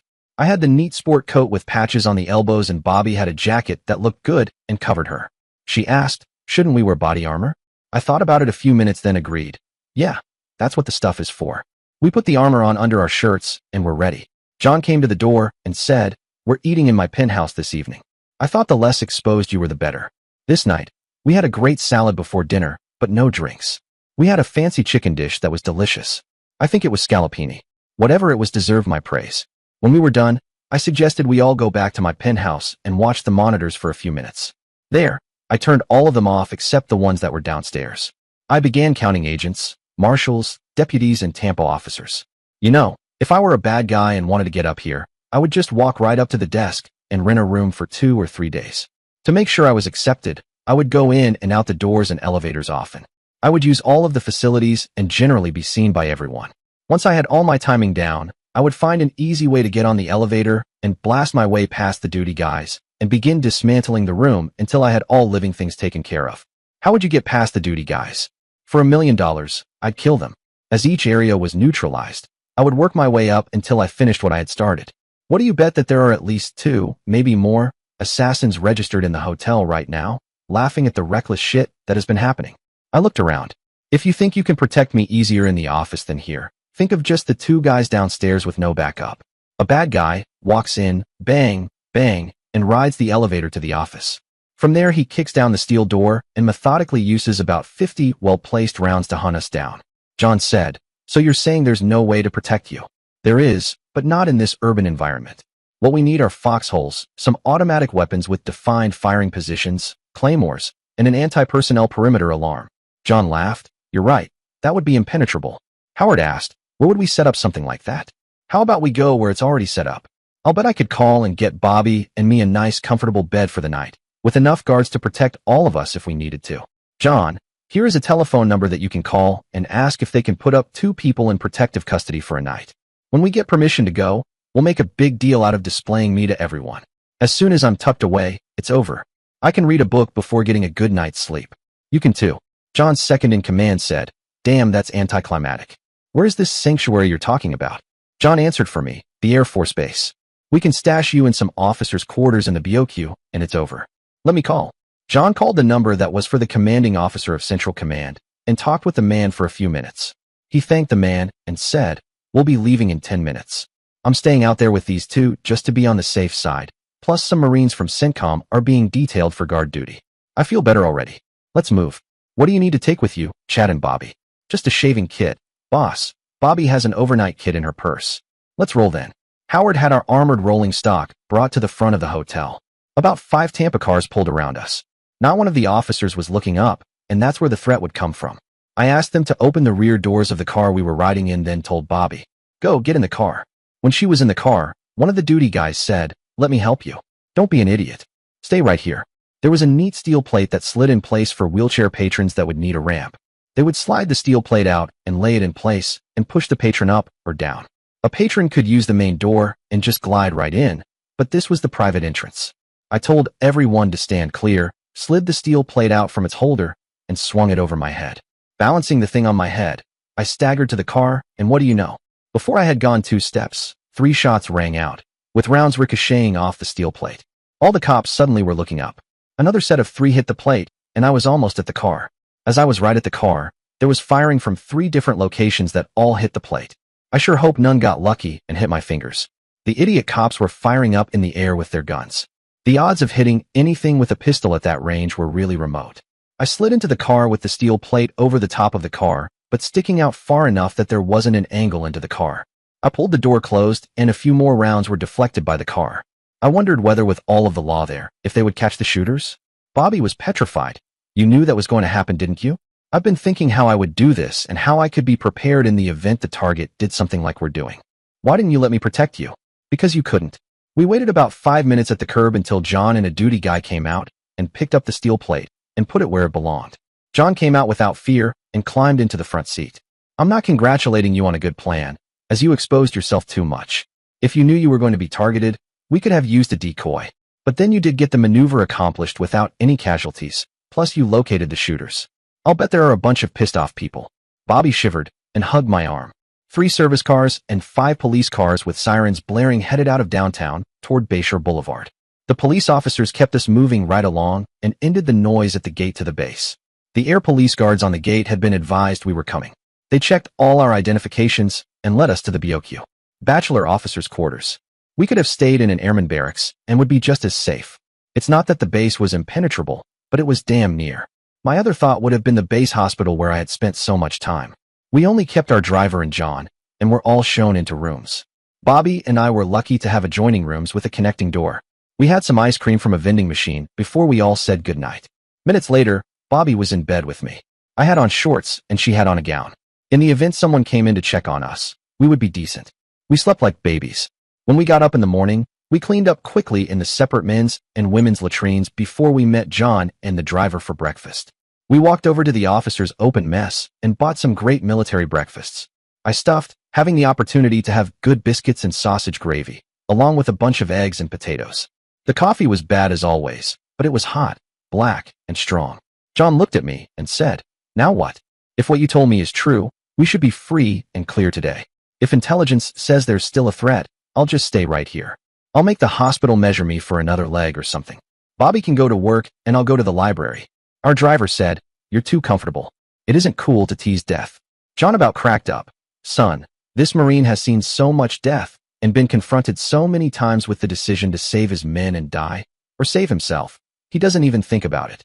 Be in real combat for a week or 2 at a time, then tell me about comfort factors. This man can eat using a guy he just gutted for a table. He can sleep, not necessarily soundly, but still sleep with mortars falling around him at the rate of 2 a minute. What he did last night wasn't for show. It was to protect all of us as he felt he was the only target. He was, and he proved it." The driver still looked at me warily. John used his cell phone and called DC for intelligence. He heard from them that several people had been picked up last night as a result of the sniper fire. He asked for their opinion, listening, nodding. He smiled. Let's get our shit, thank our hosts, and go to work. We'll go to the hotel to change clothes, and you, Chad, can start taking duty. You still have some accrued incident time, so if you have other things to do, go do them. I told John that I would discuss it with Howard and that I needed to make some decisions about my employment. John looked at me in understanding and said, I hope you stay with us. He looked at Bobby and said, I would like you to stay with us as well. There isn't too much duty where you two can work together, but if you find something you can do together and need help with the transfer, call me. Bobby smiled. We didn't put anything over on anyone, did we? Something clicked with you two. You both exhibited all the signs. I think you're a good match. Be sure before you make it permanent. This is a crazy way to make a living. Bobby, you already know that. Bobby nodded but smiled. We drove back to hotel, with John saying he was going to sign out of our service office and take his crew home.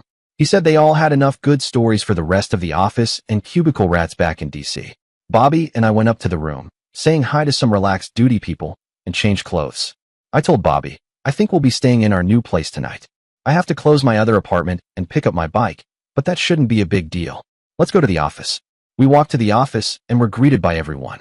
Howard said, after worrying about you two so much. Last night was anticlimactic. Good idea, Chad. Not cool doing the stunt you did with the steel plate though. You're forgiven because it worked. We picked up all the shooters, plus we profiled a bunch out at the airport, and have about 20 more in custody. They're bemoaning that the big shots who offered the reward are all dead. Woulda, coulda, shoulda, you know the story. Howard looked right at Bobby. So Bobby, you ready for your new place? Next Howard looked at me and said, decision time. My young friend, I've done everything I can to convince you to stay. If you do, there's a good future here for you. Have any idea yet? Bobby looked at Howard and said, there's one more inducement we can use, Howard. I want to make this guy safe too. We're supposed to have a two-person team at the safe house anyway. He can still pull duty a lot of the time when we're not hosting, and what better cover than a service couple? How about it? Howard and John waved at both of us to follow them as they headed toward his office. Once we were all sitting, relaxed, Howard said, Bobby, Danny's been gone a long time now, and you've become a valuable member of our team. When needed, you've pulled duty for sick guys. You've even pulled some air duty. Up until Wild Bill showed up, you've never exhibited any sign of interest in anyone. The guys that have been at the office since Danny left have all looked after you closely, hoping you would have this opportunity. I guess something I want you to think about is, do you really want to have another relationship with someone in the service? Hell, even the bureau can be hairy sometimes. There's always that chance that either or both of you could be lost. Bobby, you know what that's like. The brief courtship you two have had has been unusual to say the least. This is what I'd like to do. If you stay on, Chad, I'll assign you as Safe 2 with Bobby as leader. Your temporary lieutenant's position will probably go away, but you haven't had any special office yet anyway. While you are working out of the safe unit, I want you to go back to the employment office and work there temporarily. I want you to observe the transition of supervision and be watchful of any new schemes that might surface. You'll work closely with the bureau, who will pick up half your tab while this undercover is going on. You don't get to double dip on salaries. Your employment office salary will be diverted to the marshal's service budget while you take care of this assignment. If the safe unit has to host, you might have to take a leave of absence from the employment people, but Ms. White will understand. She's happy with this arrangement and is actually the one to suggest it. So, this will give you a chance to be a deputy marshal as well as see how you like the employment division. Give all of it a trial and decide in a month or so. Bobby was very excited saying, come on, Chad, let's get our stuff and go see the new unit. We can swing by your old apartment and get the stuff you had there. Let's see if there is still an attraction between us in a mundane, monotonous world. I shook hands with Howard saying, thanks Howard. Thank you for the opportunity. I'm leaning toward wanting to stay with the service, about 98% sure. This is a hell of an organization. I like the camaraderie, the closeness between deputy marshals. This is a great place to work. Should I call in the morning? Don't call in until next Monday. I'll work on setting your schedule up with Ms. White. Both of you are off until then. Enjoy. We left the office and went back to the hotel to pick up our clothes. I stopped at the gift shop to purchase a suitcase before going up to the room. It only took 10 minutes to pack our stuff and head to the garage. We were both still a little jumpy and overly cautious, checking all the sight lines constantly. The garage attendant said, we did a bomb check on your car this morning, Bobby. Everything is clean. Bobby drove out of the garage and said, do you want to clean out your apartment now or later? Let's do it now and get it over with. I need to pay off the girl that has been watching the place and who is doing my laundry. Bobby looked at me and asked, is she any good?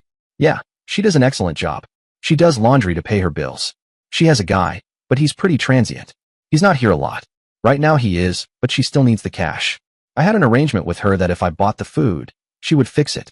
She would share meals with me, giving her a couple of healthy meals a day. When her guy showed up, he began eating with me too. I still thought it was a good deal to get a well-cooked meal and have my lunches made for me for the price of the raw materials. Sounds like it was a good deal. What will she do if you're gone? Don't know, but she's a survivor. Bobby said, how about we both use her for our clothes? We can drop them off in the morning and pick them up in the afternoon a couple of times a week. We'll do our own towels and bedclothes, even our own underwear. For the rest of our clothes, it would be nice to have someone else launder and iron them for us. I said, we'll ask her to see what she thinks. We pulled up to the apartment to find a service car parked in front of the apartment. Inside, a duty guy was watching TV. Hey, Chad, looks like this one is winding down. I'm surprised you're still here. I figured they would have had you pulled by now. The duty guy said, Howard and the Bureau have something they want to do out here, so they're keeping the place. So far maintenance has been out changing around some things. Hey, that surely cooks up a storm. Bart is a little strange, but so far he's been a decent guy to be around. This is decent duty out here since you have the food deal. I bring whatever list Shirley makes, and she cooks. Hell, she's even doing my laundry for me.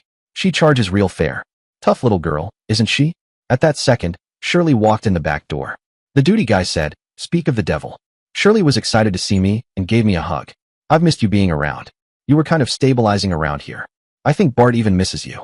All these other guys that have been around are okay. Are you coming home now? Is everything okay now? Are you okay?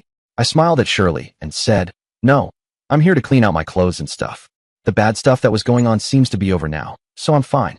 These guys are going to stay on, so the food deal is going to continue, at least for a while. I took Bobby's hand and pulled her to me. Shirley, this is Bobby. I've kind of fell for this lady, and we're going to try living with each other for a while. The duty guy exclaimed, no shit, Bobby, really? Bobby just grinned and nodded. Shirley said, she sure is a big one. She reminds me of a bigger, sleeker version of Millie. Bobby grinned and said, Millie's my sister. Shirley said, figures this guy would hook up with someone 6 or 7 inches taller than he is and has over 100 pounds on him. I don't know why, but I've always figured him as thinking bigger is better. Bobby said, I think he likes the idea that if his leg screws up, I can carry him. Shirley laughed. There is that. I asked, Shirley, would you consider still doing my laundry and also doing Bobby's washing and ironing of her outerwear? Shirley exclaimed excitedly, hell yes, the more the merrier. I'm getting a good bunch of customers. It'll change all the time, but I'll have enough to pay my bills and feed me if Bart takes off again. He's being pretty much a homebody lately and has been making me happy. But yes, just bring it by in the morning and I'll have them done up in the afternoon. I could use some extra hangers though.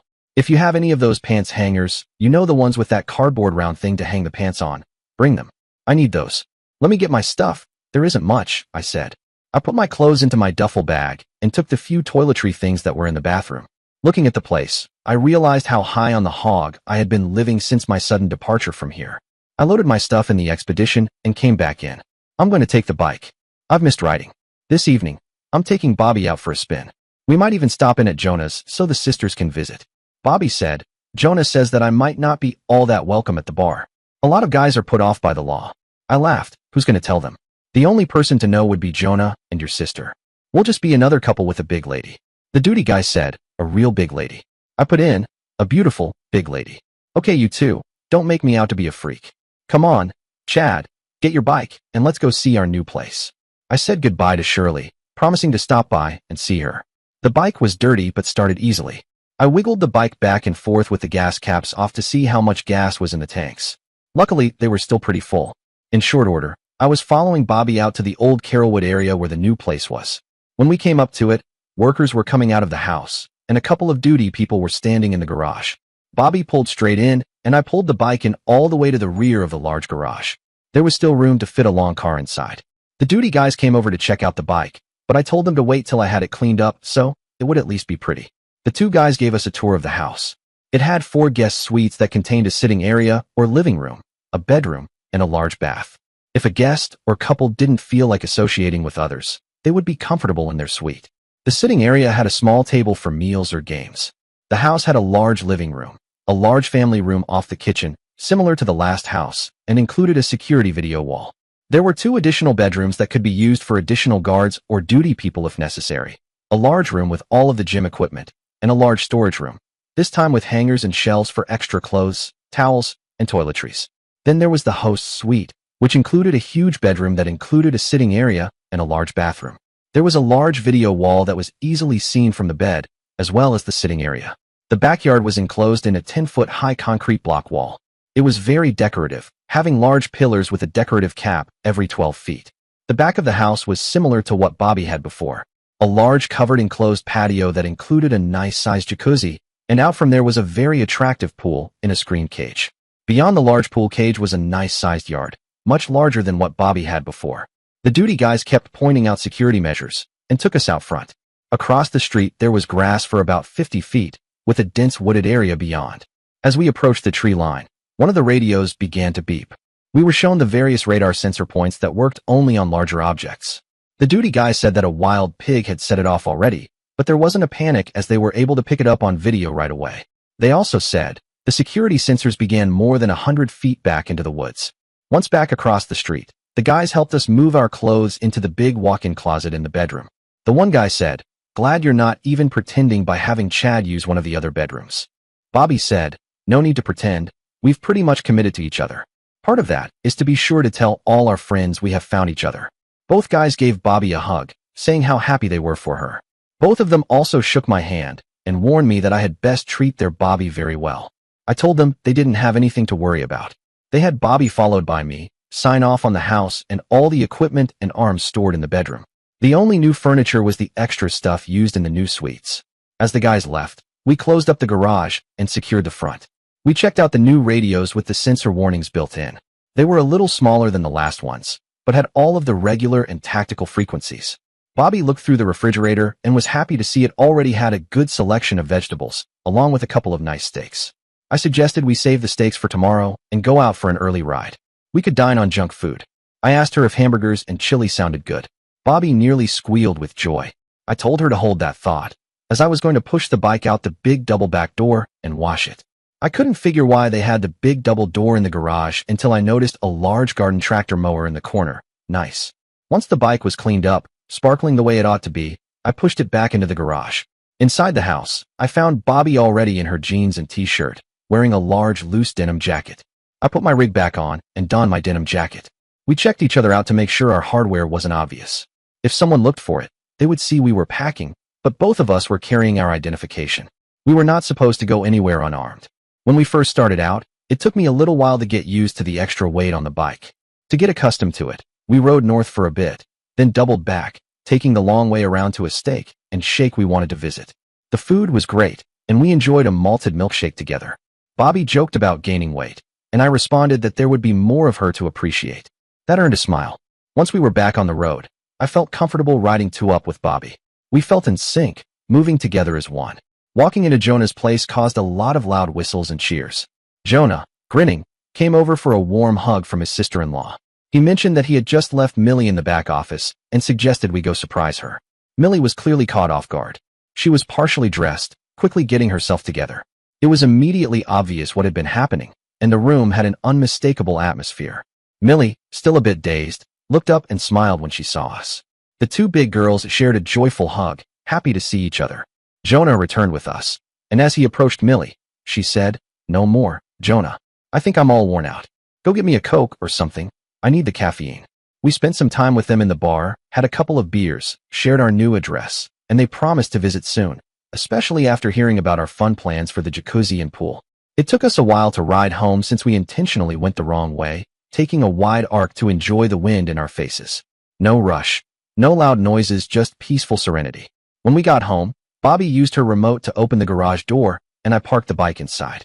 We went through the routine of setting up the front and perimeter alarms. After taking a warm shower, we settled into bed and enjoyed a quiet, intimate moment together, drifting off to sleep contentedly. The phone rang. I looked at the clock and saw it was right at 2:30 in the morning. I reached for the phone and saw it was line 2, the host line. I said safe 2. The voice on the other end said, "We have a couple that will be transported either tomorrow or the next day. They need to be secured tonight until at least noon tomorrow. They're on the way. When the car approaches, they will radio." Bobby was already dressing and I dressed as well. We were out in the family room watching the video wall when the radio voice asked us to open up. Bobby assumed a position that allowed her a view of the garage through one of those big security mirrors stores have. I had not noticed it before. All I could do was wait for her to tell me what to do. She said to me, "I know that call by heart from your side of the conversation that I heard. Is this a single or more than one?" The voice said it was a couple. "They'll be here till tomorrow or today, that is, at noon, or it could be as long as another day while they await transport." The car pulled in, and I heard the big door close behind it. Bobby watched intently until I saw the driver reach up and pat the top of the car. Bobby visibly relaxed and opened the door, waving me to come along. We brought the couple in with their limited baggage. The two duty people with them went through their luggage again, but this time with some kind of radio sensor. He said to me, "We always check them once we get to a host, even though we checked them out really good earlier. A beacon could have had a time delay on it, and it's always best to be sure." The couple was young, but obviously had been a couple for a long time. The girl closely followed the guy's lead. We got them settled into a suite and asked them all if they were hungry. The looks we got said, "Oh boy, food." Bobby asked, "How about breakfast? Some steak and eggs, some biscuits and gravy. We'll have it ready in a jiffy." Bobby handed me a box of Bisquick and said, "Make the biscuits. I'll start on thawing the steaks." I had biscuits in the oven in no time at all, and Bobby was grilling steaks in a pan while warming up another for eggs. I made a package of some instant sausage gravy and met her while she was loading the table with steaks and 12.5 fried eggs without one broken yolk. We fed the couple milk and the duty guys milk and coffee. The two guys chatted while we ate, and the couple was quiet. When one of the guys questioned how we were getting along since we had just gotten together, the couple became more interested. They asked us how we got together and told us of their relationship. The girl was the daughter of a mobster father, and the boy was the son of a rival mobster. Both parents were looking for them with anger in their hearts. The service offered to give them new identities in exchange for a bunch of information that wouldn't tell any of the mobsters that their kids had ratted them out. The duty guy said, "We'll just stay.